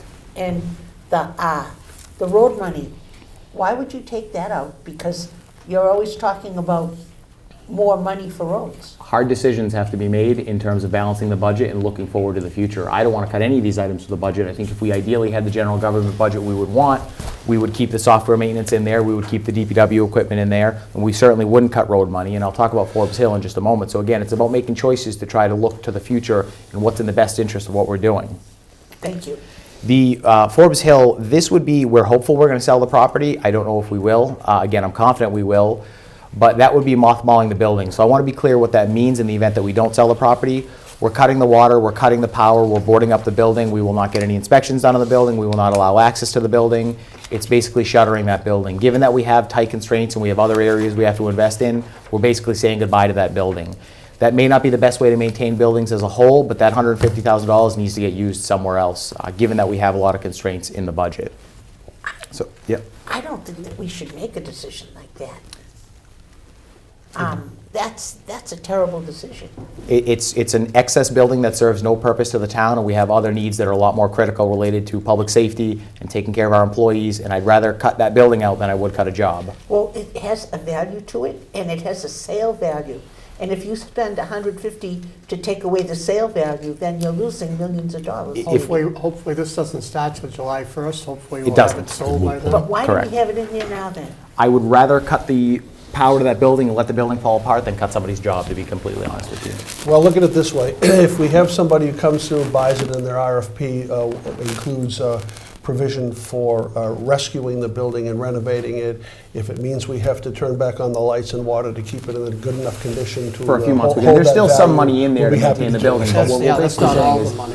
no, there's still money in there to maintain it. We're basically mothballing it, and it won't be, so if anyone has any visions of using it in the next year or two, that's not likely to happen. We're just cutting it and closing it up and letting it sit there.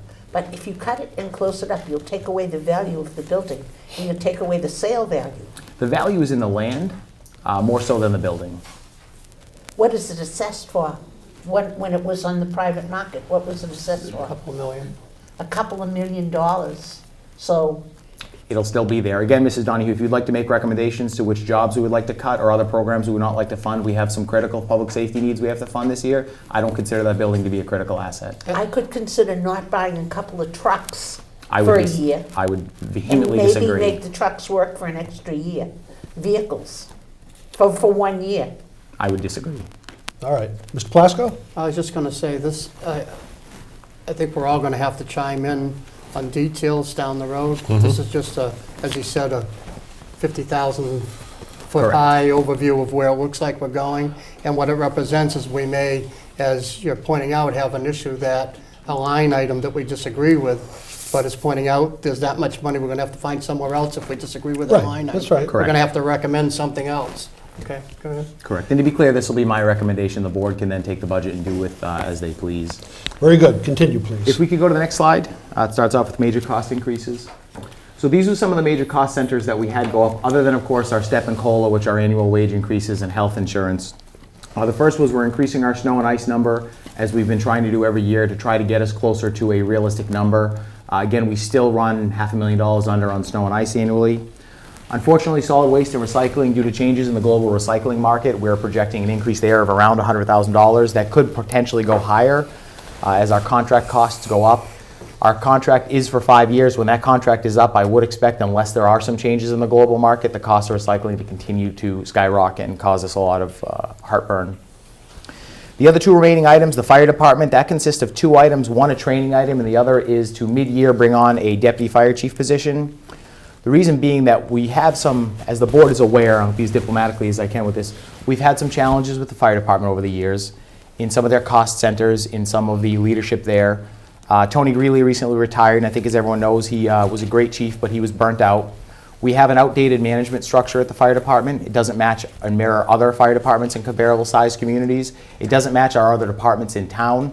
We have a chief and a deputy chief, and then everyone else is effectively on the line. If you look at our police department, we have a chief and a deputy chief and 4 lieutenants that all work an administrative shift. We also have more administrative staff at the police department. The DPW has an assistant superintendent and a business manager, and then 3 working foremen. The light department has a superintendent and 2 assistant superintendents with a couple of backup engineers. So our command structure in the fire department is dated, and in particular where we're weak, what our officers have been saying for years is we don't have somebody to take on the role of being the primary training officer. So part of that money would fund that position. The other part would start funding a process where we're actually training the entire fire groups all at once. And what that means is it's important for the board to know and for the community to know as well. We have 15 firefighters on a group. So if there's a major incident in town, there's 15 firefighters that can respond. We never actually train all 15 of those firefighters at the same time. And that's it's a safety issue for them. It's a serious safety issue for the town. We have some firefighters who have been to multiple different academies. I shouldn't say individual firefighters have gone to multiple different academies, but our our crew of firefighters have attended a lot of different categories. So we're not providing them with adequate training and with the modern training that they need. We never actually train a whole group on their own. We would prefer to have a trained trainer doing that. Trying to send people out often ends up being a lot more expensive for us and the size of our department. It's better to have a central trainer that can do some of those higher level fire training. An overwhelming majority of our training budget goes to the EMS side, which is necessary. There's a lot of routine and recurring training to keep those licenses, but the fire training has suffered. It's suffered quite a bit over the year, and we are not investing enough in the training for our firefighters, and it's been that way for quite a while. And as the board knows, because we've had challenges at the fire department over the years, if we don't change how we manage the fire department, how we command the fire department, and how we train, we're going to continue to see the same results. We have a good group of men and women down there, but we are not providing them with the tools and with the training necessary to do what they need to do. And our training is lagging behind a lot of other communities on the fire side. So it's time, even though it's a difficult budget year, we need to begin investing in our fire department. Very good. And along that Mr. line, Donahue. Question, please. Yep. These suggestions that are being made by the manager, are these all your suggestions, Mr. Manager? mine in conjunction with my department heads. And now... Not that anyone what's- ever agrees to cutting their budget, of course. Now then, what happens next in So- this procedure? The Board of Selectmen, after they have their budget hearings probably in March, you can vote to change the budget any way you think you feel it should be. You're getting a recommendation from your town manager, and it's yours to either go with that recommendation or change it as you see fit. But as Mr. Plasko pointed out, there's no more money in the budget, so if you want to add something back, you've got to find somewhere to cut it. So this is the recommendation that's coming to you from your town manager and your department heads. Thank you. Thank you, Mr. Chair. Thank you, Ms. Donahue. Okay, Facilities Department, Yes. $280,000. This amount of money would create the facilities department that we have been talking about. If you'll understand, if you take a step back and look at what we spend on managing facilities in the town of Norwood, if you combined all that to one budget, it's actually our third largest department. I believe the number exceeds $20 million. There's over 20 custodians on the town side, plus a few facility staff. We have close to 10 on the town side. It's actually our third largest department by, I think, staff and second by budget. So it's actually, when we talk about efficiencies and the need to modernize and find efficiencies, sometimes you do have to invest to find those efficiencies. We're not going to find them in administrative offices. I mean, the Selectmen's office here is an example. You have two people, you have a very small administrative office budget for some paper and a little bit of a couple of classes and training. There's no way to find that efficiency there. I mean, you could print on both sides of a piece of paper, but you're not going to find the tens and hundreds of thousands of dollars that we need to find to be more efficient. Communities in the Commonwealth that are doing well, that are successful, have moved forward with their consolidated facilities model, and it's time that we step up to the plate and actually do it, and it does require investment at the beginning. Now, I'll be with you in just a second, Mrs. Donahue. I just want to understand where this number came from. We'd originally sat down and discussed this with the school department. They did have some concerns at the time, and they still haven't completely signed on to this, but they had some concerns at the time that in an era where they may be cutting, or a year where they may be cutting a lot of staff and other programs, would they want to bear any cost for changing this model, which they know will save money down the road. So we first reworked the numbers where general government would absorb enough of the cost so that there was no loss to the school department for getting this up and running. What we've then done, because we've cut some of the road money, is the proposal would be that we would begin the facilities department on January 1st. We would absorb some of the salaries for the leadership there, moving over the school facility director and administrative assistant as of July 1st. In total, that's about $160,000 savings to the school budget. Depending on how we worked it, it's about an additional $80,000 from what they were originally counting on. So their budget as it is today includes that facilities director and that administrative assistant. We would be absorbing that in the general government budget, not a shared cost budget, but the general government budget, to the tune, benefiting the school department to the tune of about $160,000. When you look at the total replacement cost of all of our buildings in the town of Norwood, it exceeds $500 million.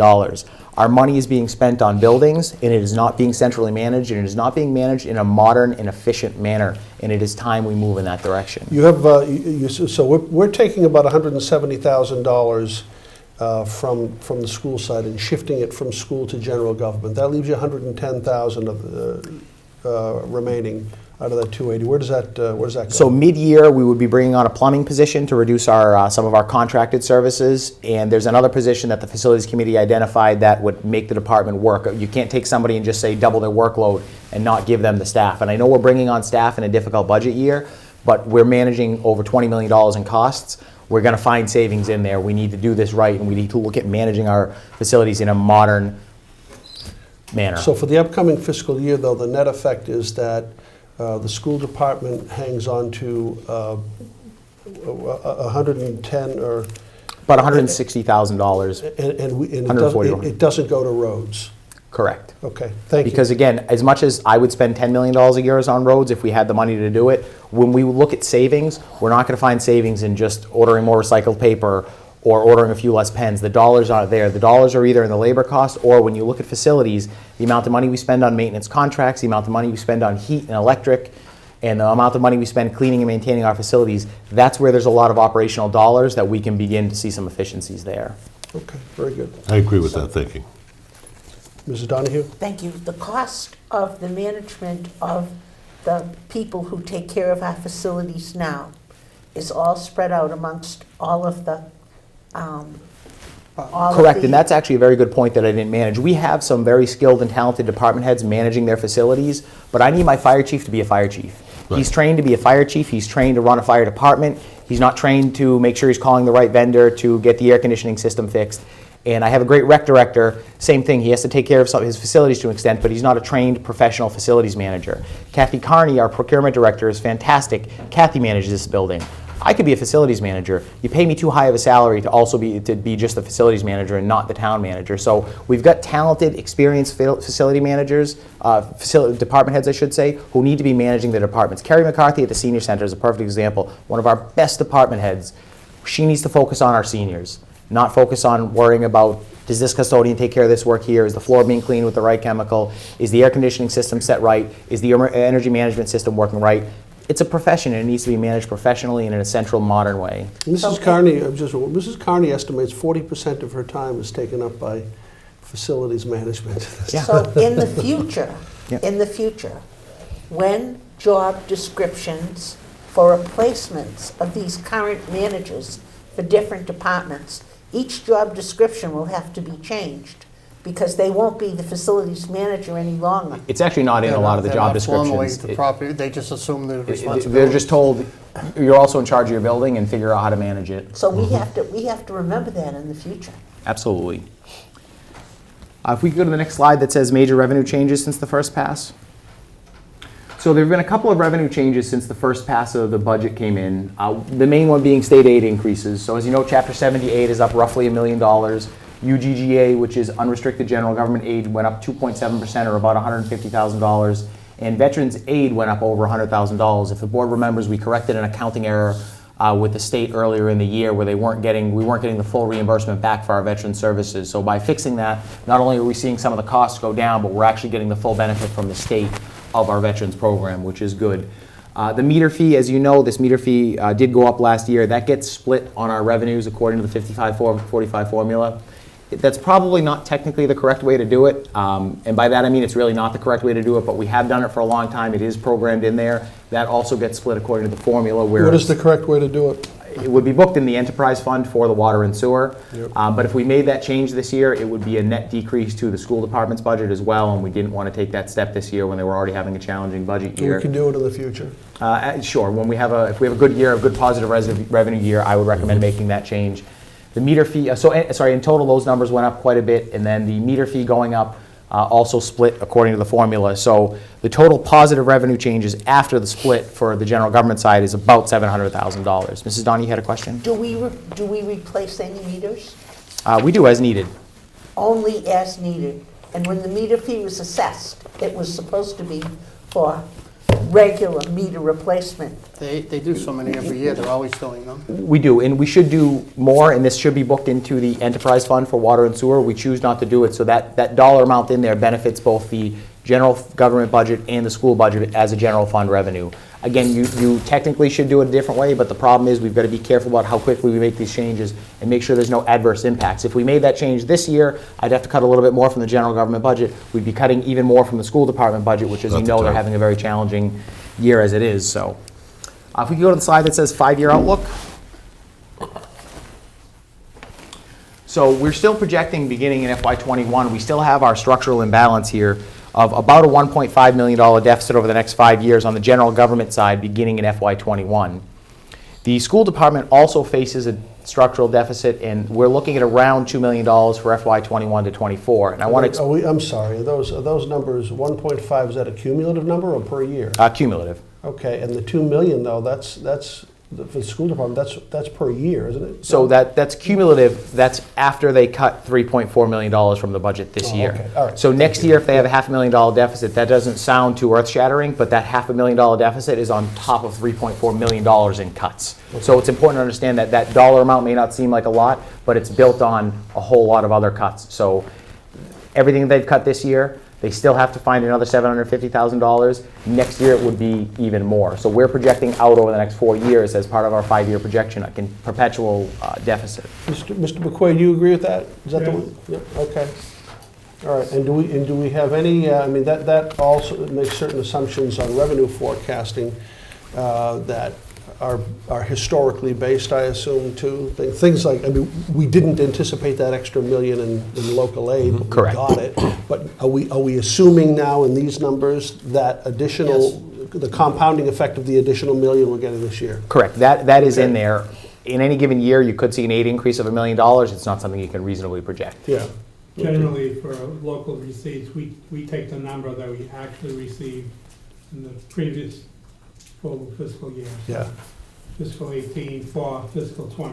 Right. So it's like 2 years. You're always like behind. 2 years behind on that. You have to be though, right? But it's be conservative, because you don't want to assume that motor vehicle excise tax is gonna go up. We could have a recession, right? In fact, don't we want Actually, to? DOR won't allow you to unless you can prove to them you have good sound basis for that. You had a rate assumption- increase, For that et cetera. assumption, yeah. But we're, in our new financial guidelines, we're going to assume probably 90%, aren't we? Which is a better, more conservative practice. Yeah, okay, all right, thank you. If we could go to the slide that says projected cuts FY21 to 24. So earlier in the year, we thought the deficit was a little bit larger, and we'd started putting together a list of cuts. So if the board doesn't want to fund the budget as it is and would like to cut somewhere else to put something back into the budget, these are a list of recommendations from both departments and from the town manager. These are items we're also projecting that we would have to cut over the next 4 years if we do have a $1.5 million deficit. Now that $1.5 million deficit based on revenue numbers could go away or it could double. And we're going to talk in a moment about whether or not we're preparing for the next recession, which we're not.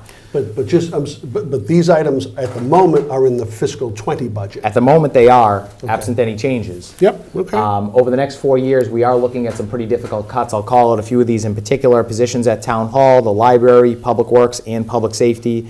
Some cuts of retiree benefits, as well as some of our social service practices programming. So when the question comes up, for instance, Forbes Hill, do we really want to mothball the building? No, but I want to do all of these things a lot less.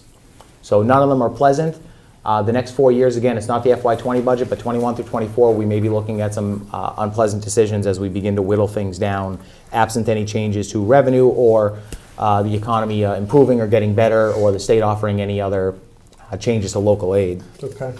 If we could go to the next slide that says further concerns. So our free cash generation is low, and what I mean by that is the amount of free cash we're creating in a given year is relatively low.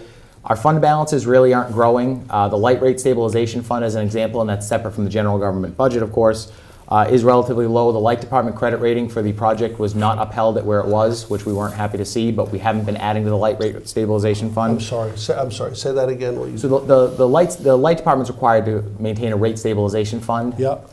And we haven't really been adding to it. We've actually been taking from it to mitigate rate increases. Okay. So our credit report for the latest borrowing was not as favorable as the last time. So that's a problem on the light department Can we side. get a copy of that? Did you do? We certainly can. Yes, we have them, we can dig them out. Okay. It was one of those documents that gets included in a lot of other borrowing So documents. I probably have it. Yeah, we'll get you an updated copy. I do the same thing. People say, Tony, I already doxed it to you. I said, yeah, send it to me again, because if you got it to me a couple weeks ago, it's been buried somewhere. All right, so that's not good. Other than paying back the DPW loan, our stabilization fund really isn't growing. If we had a good year with some free cash, we could dump some money into stabilization, bring that number up to that area that might give us that AAA credit rating.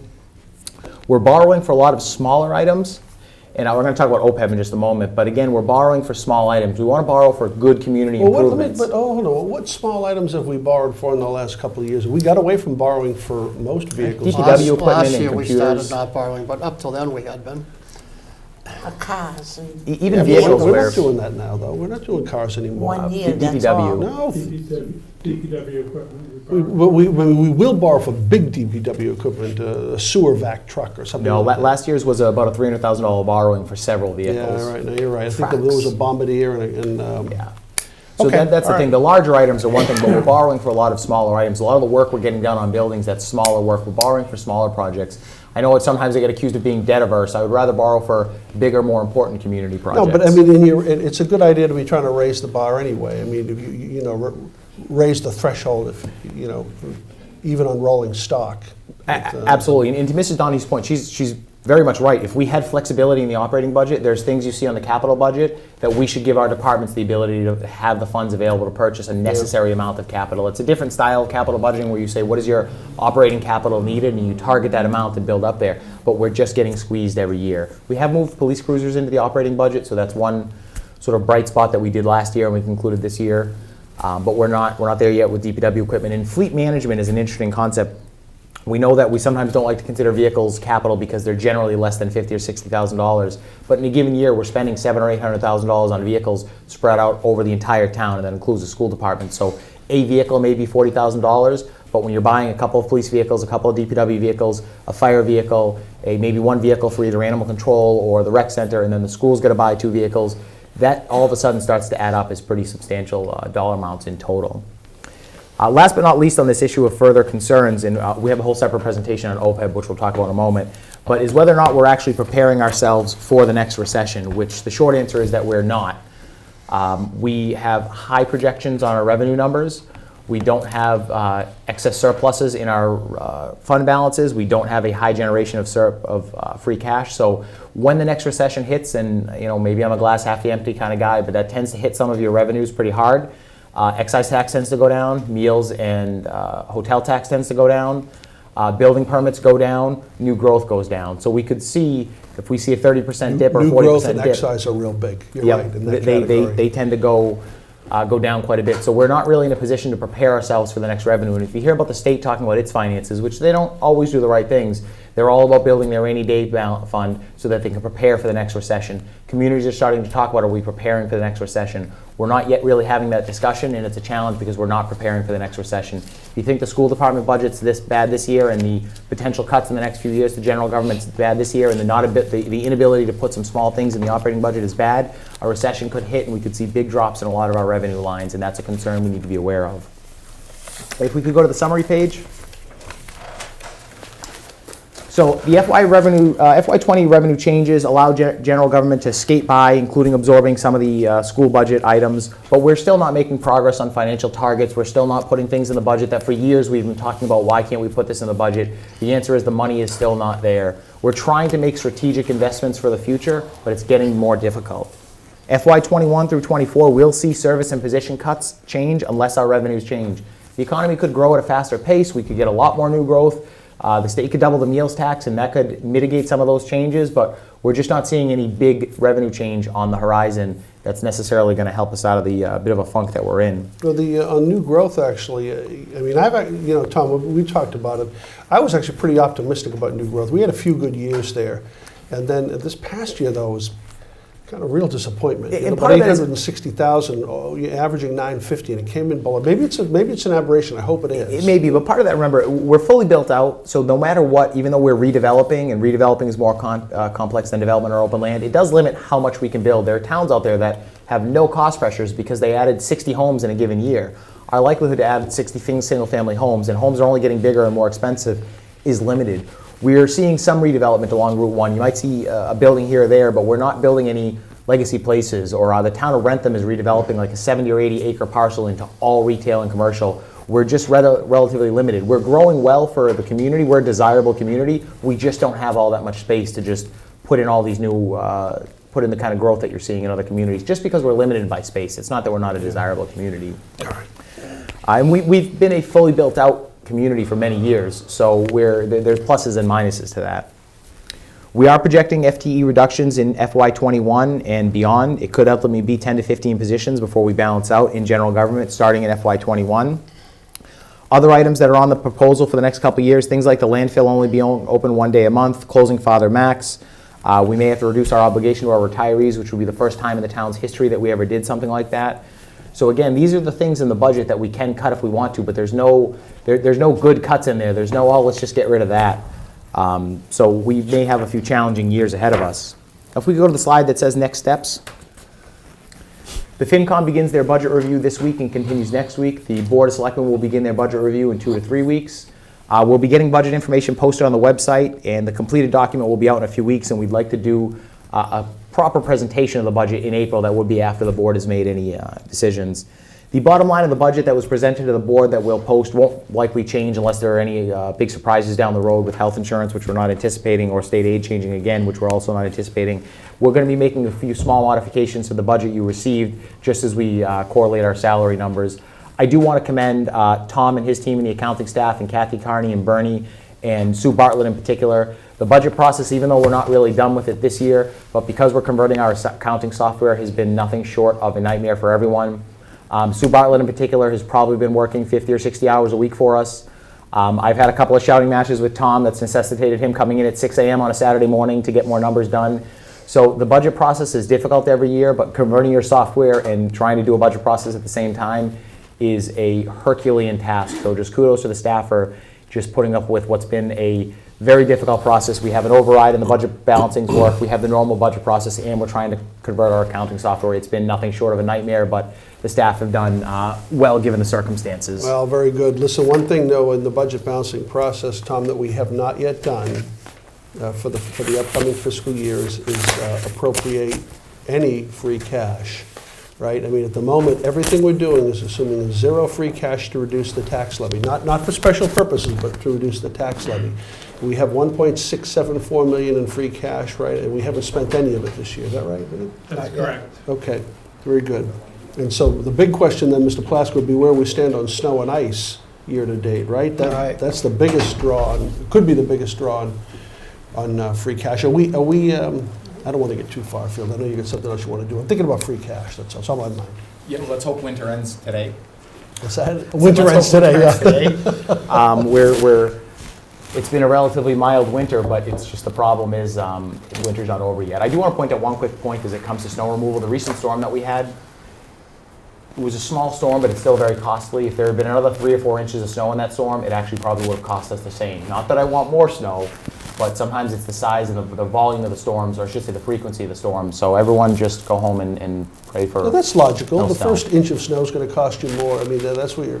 Inches 3 through per 6 or inch, so right. cost you the same. That's right. Same dollar amount. I mean, when we put salt down, we're more or less putting salt down over the same road mileage. In the earlier storm, we had the ice storm. Well, that wasn't an awful lot of snow. To try to kill that ice uses an awful lot of product. It was worse. Mr. Plasko? I wanted to make a point. The manager mentioned a few minutes ago about the cash position and trying to build up reserves, and that's something you've heard me mentioned many times. And I took the 11 towns that were actually outlined in one of Mr. Thornton's letters to us, and I reviewed DOR's records for all those communities, and 6 of them had AAA ratings, which we'd like to see if we could get ourselves in a position to increase to. And they have an available funds, which is their free cash and stabilizations account, on average of $17,000. 17 million. 17 million, excuse me, thank you. The other towns, not including Norwood, that have a AA plus rating, the same as Norwood, have $7,426,000. So this is average annual certification in this group of towns. 17 million? That's stabilization and free cash. And Norwood's was $5,000,600. So you can see how much work we have to do in those areas if we want to be So considered we have a 5,000,600 good, represents stable the, position. well, wait, stabilization is what, 4.3 to 5? Correct. So what Mr. Plasko is saying is the average of stabilization and free cash for the communities that are AAA rated is 17 million. The average for the communities that were not AAA rating is 7 million. So we're below the low communities and we're nowhere near. Well, what do we high have in communities. stabilization now? About Our 4? our number was $5,000,600. Yeah. Including the free cash. Free cash and Yeah. stabilization. So we have together, 4 million- Available funds. About. I think okay, all right. And the point is that to have a good, stable position, to be able to do long-term planning, and to be recession-proof and everything, we have to concentrate on building reserves. Thank you. Okay. Thank you, Mr. Plasko. Thank you. I have my next presentation, if you will. It's if NCM could queue up OPEB funding and GASB. Oh, good. Gatsby talk. Wonderfully fun stuff. I'll try not to torture you guys too much. If we could go General Accounting Standards Bureau. to Government Accounting Standards Government Board. Accounting Standards. Yeah, we'll talk about that. If we could go to the first slide. So just a quick review for the board and for the public at home. OPEB stands for Other Post-Employment Benefits. This is our retiree health care liability. It's something that's shared, so that's the liability on our books we carry for the retiree health care benefit we provide to every retiree from the town of Norwood. That benefit is standard across, it varies slightly in its percentage, but it's a legally mandated benefit across the Commonwealth. So every state and municipal employee in the Commonwealth has access to retiree health care. I refer to a liability, that's the liability on our actual books for the benefit. We're required to show that benefit on our books, and the benefit itself is legally mandated. And it is a legal obligation similar to a pension fund. So this is not something we can just not do or get rid of or stop doing. We could go to the next slide. For many years, communities funded OPEB on a pay-as-you-go method, and that basically means that the bill came due and we just paid it. The similar analogy to a pension fund would be not having a pension fund and just directly cutting checks out of your operating budget every year to people receiving a pension, which nobody does, at least no government entities. Now, GASB, which is the Government Accounting Standards Board, which governs how we need to conduct our audits, began changing reporting requirements for municipalities by requiring them to report the liability, which is our obligation to pay, similar to the way pensions are treated. Now, this didn't just happen recently. Many, many years ago, our books started to have to show our OPEB liability and what it costs and what we should be put in. And of course, the GASB likes to change their terms. But there have been some more recent changes that are going to have an impact on our credit rating down the road. We could go to the next slide. So the Government Accounting Standards Board issued a few of their, I call them edicts, but GASB 74 and 75 in 2016 that changed our reporting requirement. This means that when we have our audit done, because we have to conform to certain practices as a governmental entity in auditing, it changes how our financial position looks on paper. Now, one of the important things that you got to keep in the mind, and I'll mention this again, is a financial audit, or I should say a financial report of a municipality, you always got to take it with a little bit of grain of salt, because our assets and liabilities are a little bit different than the private sector. We couldn't simply cease to exist, and certain assets that, buildings are not liquid assets in many balance sheets, but our road network, we could legitimately never do anything with our road network except improve it. We could go to the next slide. So unfortunately, government entities are now required to report the full liability of our OPEB liability on our balance sheet. This applies to every community in Massachusetts. And unfortunately, this has a dramatic impact on the net position of the town. We could just go to the next slide. And real quick, for anyone who's not an accounting person, net position is really the town's book value of our assets minus our liabilities. In the private sector, it's known as either retained earnings or maybe owner's equity if you had a sole proprietorship.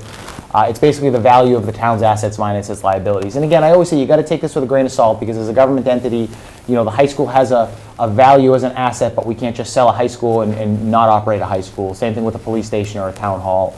So you always take it with a grain of salt. But at the close of FY17, if we could go to the next slide, the town had a net position of $41 million. So nice green number, that's positive. So GASB reporting requirements, which now make us show on our books the full amount that we will owe, actuarially determined, for our OPEB liability, has changed this number dramatically. And this is every community in Massachusetts. Can we go to the next slide? So in 1 year, we went from being worth $41 million to being worth negative $62 million. I know it sounds crazy, but that's actually the truth. So the reason is that that full liability for OPEB is now showing on our books. So when the town lists all of its assets and all of its liabilities, we're now in the red.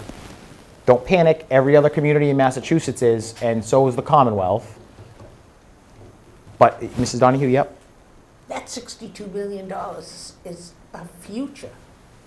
That's if you would have at the moment. If you would have valued the town today, it is a liability on our books. So I know you own a small business, you have to list your liabilities. So liability might be a vendor you have to pay. That's a liability on our books. So by law in the United States, when you look at our net position, what the town is worth, we have to consider that liability. But it's not all due at this time. Correct. Oh, correct. Yeah, no, it's not all due at one time. If it was It's all a due, future owed. correct. Just like the Right. pension That's the- liability or that's anything the else. So in impact the of future, OPEB. will be worth more than $41 million.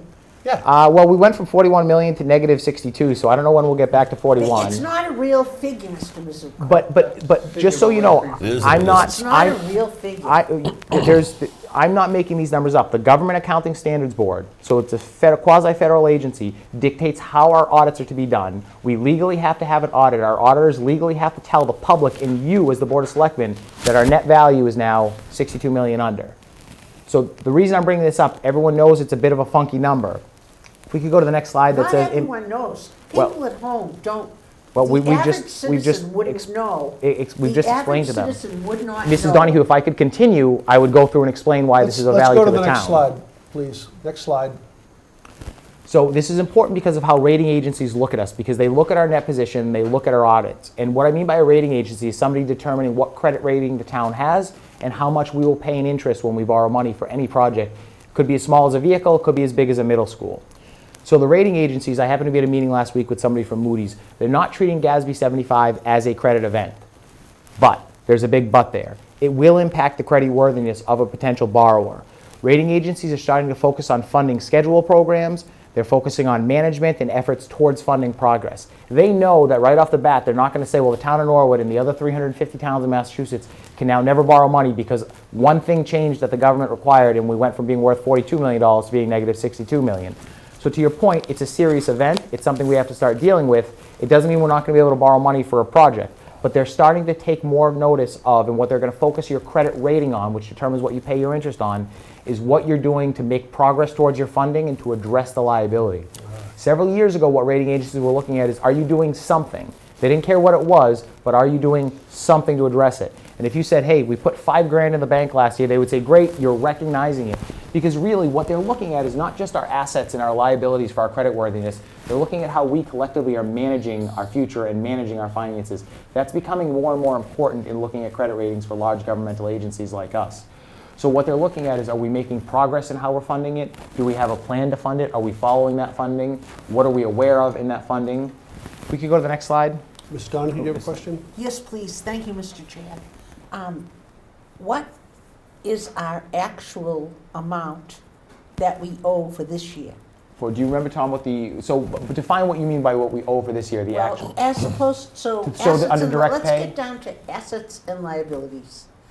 Okay, so our assets for this year, 41 million plus. What's our liability for this year? That's a different question that relates to OPEB. That $41 million was last year's net assets. So this year, our assets took a hit because we now need to record this big liability on our books. Our net position took a big hit. But what is our actual liability for this year? For what we had paid out, it's around $4 million.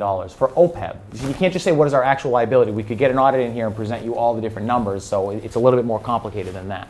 So the $61 million was based on an actual cost for this year of $4 million? No, it was based on the liability of what we owe, because remember, we are Right. legally mandated to owe that, so they assume we're just like the pension fund. This is how our pension funds have been booked in every city and town in Massachusetts for decades. Right, but for this year, we only owe $4 million, which we have beautifully. We're budgeting pay-as-you-go $4 million for retiree health care. It's not quite as simple as that. But we're paying it beautifully. We are paying it, it's going up every year, and the liability is growing, because remember, the problem is that this is a legal obligation. It's going to grow. OPEB has done nothing but grow, and the concern is looking out down the road, it's going to absorb an enormous part of our budget. Some cities and towns in Massachusetts, some of the more working class communities, Brockton and Fall River, they're projecting in 15 or 20 years, more than 50% of their current year's budget will be funding their retiree health care liability.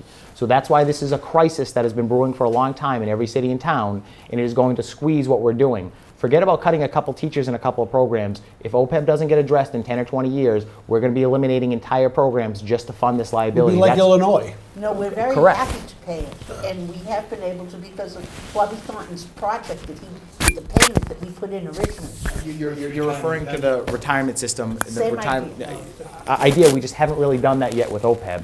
If we could go to the first OPEB slide. So our OPEB trust account currently has $2.3 million in it. We've been contributing $250,000 a year. One suggestion that we've done in the past is to transfer any remaining health insurance funds in the year, what ended up getting unexpended into the OPEB fund. We did not do that last year. That was because- Judy Langone's idea. And I got to about tell you, 5 years ago. Judy is a brilliant woman, because it's a great idea. It's a great way to do it. It's to make sure that instead, and that money could otherwise go into free cash, but it's actually a very good system to start finding some extra money for your OPEB. There is no one community, there's no one solution. I think there's only 4 communities in Massachusetts that are fully funded. They happen to be a little on the exceptionally wealthy side, so On pensions or OPEB? OPEB. OPEB. They put in some money. who's fully funded in OPEB? I can get you the list of communities. There's one on the, Weston, Wellesley. And probably. those I think Wellesley's closely, but it's those type of communities. There's, I don't know if it's Newburyport or there's some little, West Newbury, way up on the North Shore. They're fully funded on OPEB. It could be 10 as, people living there. well, that's what I was going to say. It could have very few much Yeah. fewer employees. 20 people probably. They put in, comparatively for them, a lot of money. Okay, good. Remember, this dollar amount for any community is a huge amount. The GASB used to require you to look at what's known as your ARC, or your annual required contribution, what you should be putting away for this, because we should be funding OPEB the way we fund our pension system. We're not, and very few people are. The last community I worked in, it was a number equal to 15% of the budget. I mean, our ARC, the last time I looked at it, Tom, it was a few $1 million, is what we should be doing, beyond what we're actually contributing. This is a good thing to pay. It's a legal obligation It's to pay. very We good can't to not pay. pay it. And we have to start looking at ways to put money aside to fund it in the future. Otherwise, we're not going to have a lot of the things we have. So I know it's tough to look at something that's down the road, but it's starting to impact our credit rating now. Most communities are funding it through general fund appropriations like we are. They're putting a portion of free cash in every year. Mr. Plasko and I were talking about a few communities that have been doing that lately. Other towns have dedicated a specific revenue stream to it, so if they hadn't adopted a local option tax, we've adopted what we can. They adopt it and it goes directly into OPEB. There's different functions and different ways you can do it, but we need to start finding some of those ways. If we could go to the next slide. So the $250,000 hasn't increased at a reasonable pace. One of the problems is there again, every year it comes into competition with everything that we're doing. We're struggling to balance what we need today with where we're going in the future. As I talked about, many transfer a percentage or dollar amount of their free cash. We are proposing in our financial policies that we looked at last year that we would start with the enterprise funds, which some communities are doing, and bring them up over a 5 to 7 year period to fully funding their share of the OPEB obligation.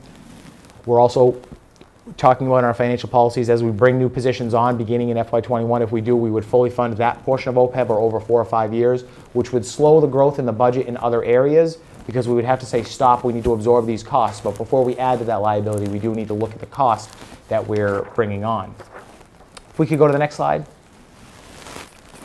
So as I said, where it's important to us, and you can have an esoteric discussion about whether OPEB is real or not, but the federal government considers it real, and our auditors consider it real, and the GASB, the Government Accounting Standards Board, considers it real, so it's real. And we have to deal with it. They're not treating it as a credit event, but they're looking at our progress. What are we doing? And as I said, it's going from are you doing anything to is what you are doing working? So these are changes we're going to have to make, because not only is this going to cripple us financially on our books, it's going to begin to continue to eat up more and more of our processes and more of our operating budget as it does every year. And remember, this is a legally mandated benefit. I actually have been told there are 6 towns in the Commonwealth that don't do it. They never adopted it, but they're hill towns in Western Mass that have 5 employees. But so about 340 communities in the Commonwealth and every single state employee in the Commonwealth of Massachusetts. So this is not unique to Norwood. We are not the only one. We are better than some other communities in our OPEB funding. We're not as good as maybe some of the communities we'd like to be matching in terms of where we're getting with our OPEB. If we could go to the next slide. So as you know, I can be a glass half empty kind of person. There is no easy solution for us. I hope you didn't think at the end of this presentation I would just say, well guys, we just do this and the problem is solved. It's a long-term, multi-year solution. It's a legal financial obligation under state law. Any changes to the benefit provision, which does happen periodically when we change plans, will reduce the liability overall, but it's not going to eliminate it. There's different things that we're looking at the local level, the state, we're looking at the state and what changes they might be able to make. Some communities have negotiated into their contracts where employees may begin paying for a portion of their OPEB while they're currently working. There's some statutory challenges to that would make me nervous to do that might open us up to more risk until the state changes some of the rules around health insurance funding. A lot of communities have discussed about once their pension fund is fully funded, that they would then move that money over to OPEB and then we would be really making progress to it.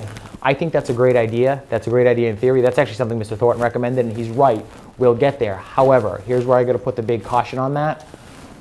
When the Commonwealth began mandating pension funding levels, everyone was supposed to have their pension fully funded in 2018. It's 2019 and we're not there yet. That number. When did the Commonwealth do that? I believe it was the late 80s. Okay. So in the late 80s, we began saying by 2018, you need to be fully funded. And we started doing that, Mr. Thornton had come in with a proposal, Selectmen's Board. Yeah, we've done well. We were there, right, until 2007. We were very With close. when revenues, when the stock market, everything dropped and revenues from those funds dropped, we kind of fell behind? This is probably the main purpose we fell behind. Correct. Wellesley at one point was about 120% funded on their pension fund, and there was a big hit in the market, and they did not recover and did not hit 100%. So wealthy communities can face that same challenge. So it sounds good to say, and it's the right way to do it. Once we're fully funded on the pension system, move that money to OPEB. But that pension funding date of 2028 that all communities, or I think it's 2032 in Massachusetts, are required to hit, that date has already been moved up 15 years over the last 10 or 15 years.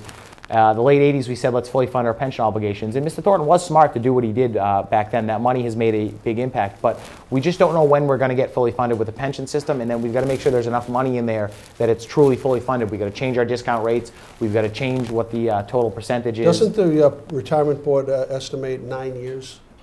Correct. If everything For fully stays good. But remember, the Stays problem the is same. when we get to fully funded, so we're 100%, and we say, hey, the contribution rate drops down to just your current year contribution. It goes way, way down. A market shift that drops us back down to 82% funded, we're then saying, all right, well, over 20 years, how do we get there? So you got to get the full funded plus. You got to really reel in. I agree, yeah. You got to get that percentage up there, and you got to really look at those discount rates. And I know this is fun stuff that everyone likes talking about at 9 o'clock at night, but I actually enjoy it. So OPEB is scary. It is there. It is real. The world is not ending, but it's time we start really having that discussion and have that discussion in the community about these things that are impacting our financial picture beyond just next year and beyond just the 5 years, but where are we going down the road?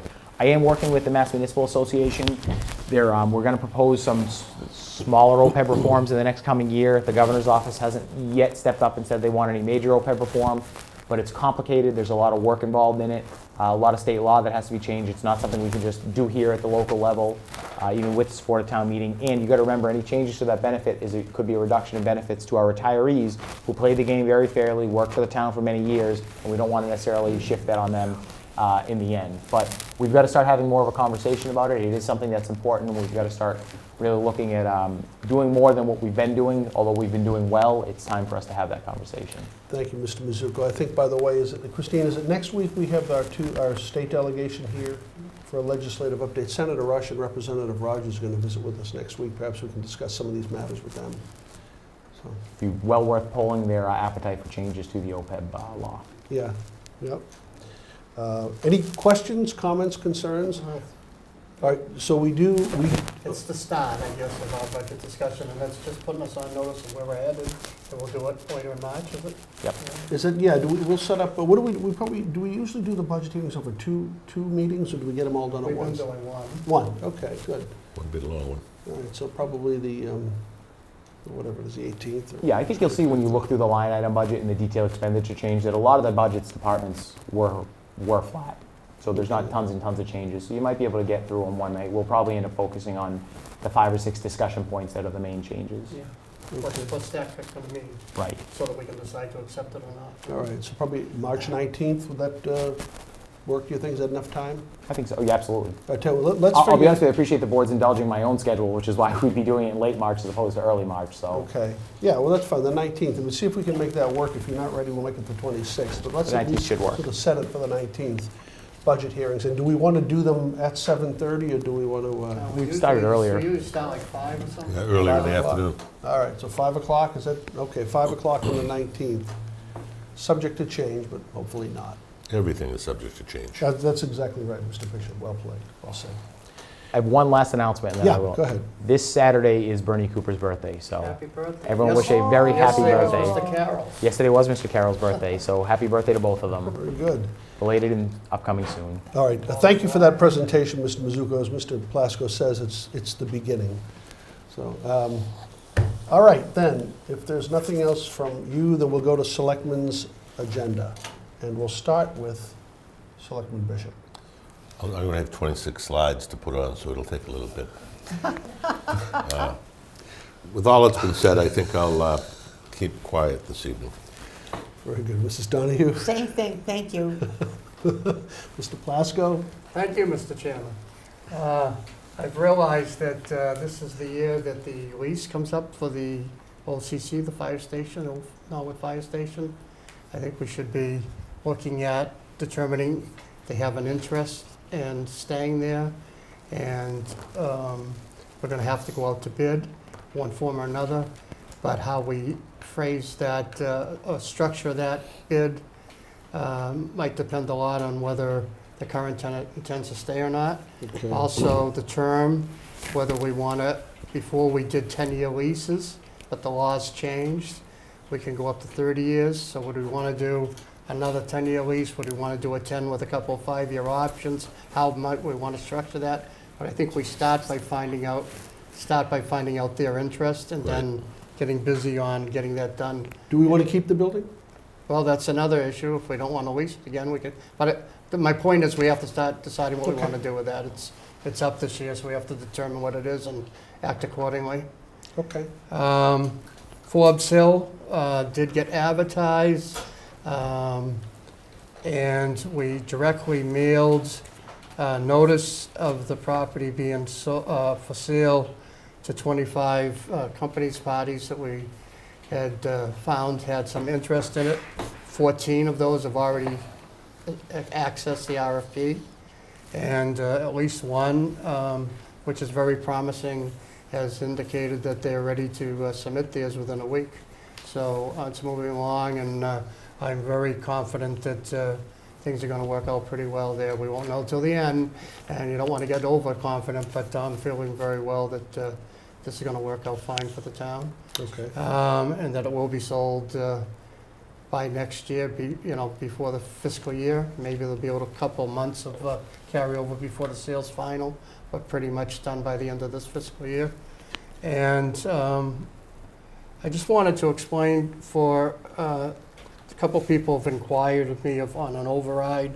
There's been talk about what the cost would be if the full override was passed, and the fact that I think the average house of 453,000 or somewhere about there would have a tax increase of $389 or somewhere in that neighborhood. But that is in fact on top of our normal 2.5, if you will, every year increase. It's actually more than 2.5. But last year this current year for that average homeowner, for example, that was $102.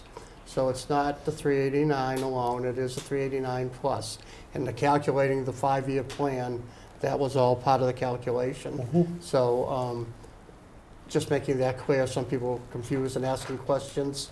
So it is the two numbers. It's the annual adjustment that we have to make, or tax increase that we have to have every year under the regular proposition 2.5, and if passed, an additional 389, again for that average homeowner with a value of like 453,000. I'd figure roughly 10%, 10 to 11% total. Yeah. Total. The 2.5 plus new growth plus the 5.9 distributed. Okay. So that's it. Thank you. Ms. Donahue. Thank you. I wasn't going to take up time because I thought everyone wanted to scoot out the door. I have a couple of things.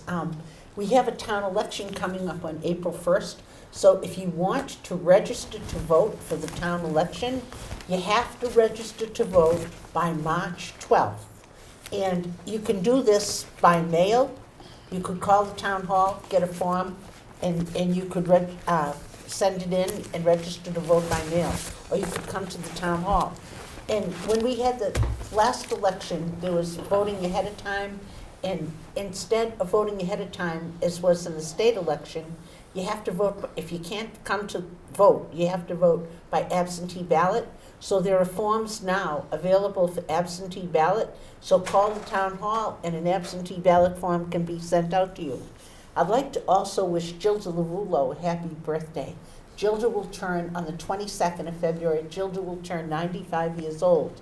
She came to Norwood over 50 years ago and brought her family and made Norwood her home.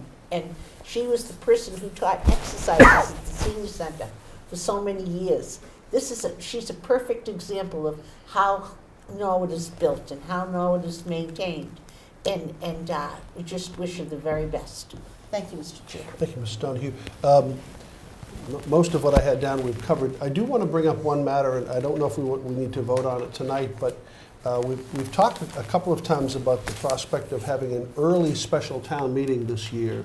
The annual town meeting is scheduled to begin on the second Monday in May, as it always is. That is May 13 this year.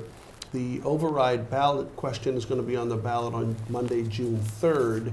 So given the recent history of town meetings going 5 nights, there's a real good chance that we might not even be done with town meeting prior to that override question, or maybe have just completed it 5 days earlier. That would be okay. The matter's going to be on the ballot regardless, but I wanted to know if we have any opinion as to whether or not we can shorten the May event, which begins on the 13th, by having a special town meeting a week or two prior. I spoke to the town moderator. He's around throughout late April and into early May. Christina did some research on availability of the high school auditorium, and we found out that the 3 dates that would precede the Mondays that would precede the 13th are all taken in the auditorium. So we sort of looked at tentative dates of Thursday, April 25, and Monday, April 29, as dates that we could get the high school auditorium for a special town meeting. We don't have to do it on those dates, or we don't have to do it at the high school either. The moderator said, well, you might want to check out the middle school if you really want to go a week later than April 25, 29, you can go to the middle school, but I think, just wanted to get the feeling of the board on that. Mr. Plasko? yeah, I think we do have time if we waited a week or so, right? I think the idea, personally, maybe we want to take a week or so to really think about it before we formally vote, but I think the April dates are good. Gets it done. I know the manager has mentioned, and he's mentioned it previously, that he'd like to do some budget meetings and so forth, so he might be able to do those at another venue and another time in between that special town meeting date, those 2 special town meeting dates, and when the annual will actually happen, instead of having those 2 meetings very close together. So maybe sleep on it for a week, but I'm thinking the April 25th, did you say? 25th is a Thursday, 29th is a Monday. I think those 2 dates sound good personally. Okay. All right, Mrs. Donahue? Well, another matter. Oh, all right, just on, so on this, Can we put that on the agenda and actually try to solidify it next week? yeah, I'm in agreement with that. okay. Yeah, one of the questions was, which is more important to you, the location where we're comfortable at the high school, or the timing? If you want to get it right up against, Right. the annual, you could move it into early May, but you'd have to find another venue. I frankly think the location is more important. We all get pretty comfortable at the high Yeah, school. I think people would like a little break in between instead of going constantly, too. They get a little tired out. Yeah, okay, so we'll put it on the agenda for next week then to discuss it and perhaps vote. Okay, that's all I have, Mrs. Donahue. Thank you, Mr. Chair. One more thing I'd like to mention. Our nephew was in town last week and talking about the 350th anniversary celebration of the town of Middleborough and how they hired a company to run it, and the company fell through. So the citizens picked up just during the year and are putting the thing together. So I'd like to have better planning, and I'd like to ask our board if we could please put together a committee to celebrate our 150th of the town of Norwood. And we need to set up dates ahead of time, and we have to begin planning. Very good. You know, the birthday of the town is the 23rd, so that's Saturday, right? Yep. So it'll be 3 years from Saturday. So we should have a place lined up for the banquet and everything, you know? I think we have to get going on it. All right, very good. All right, anything else? No, I think 3 years from now, I'll probably be in a homeless shelter after Tony takes away all the retiree benefits. I'll tell you what, if you're a good boy, we'll let you take his 26-slide presentation on Gatsby. And moderated. You can moderate. Motion to adjourn, Mr. Chairman. Motion to adjourn made. Second. Seconded, all in favor? Opposed? Legislative update next week. Thank you very much. We'll see you next week. Good night.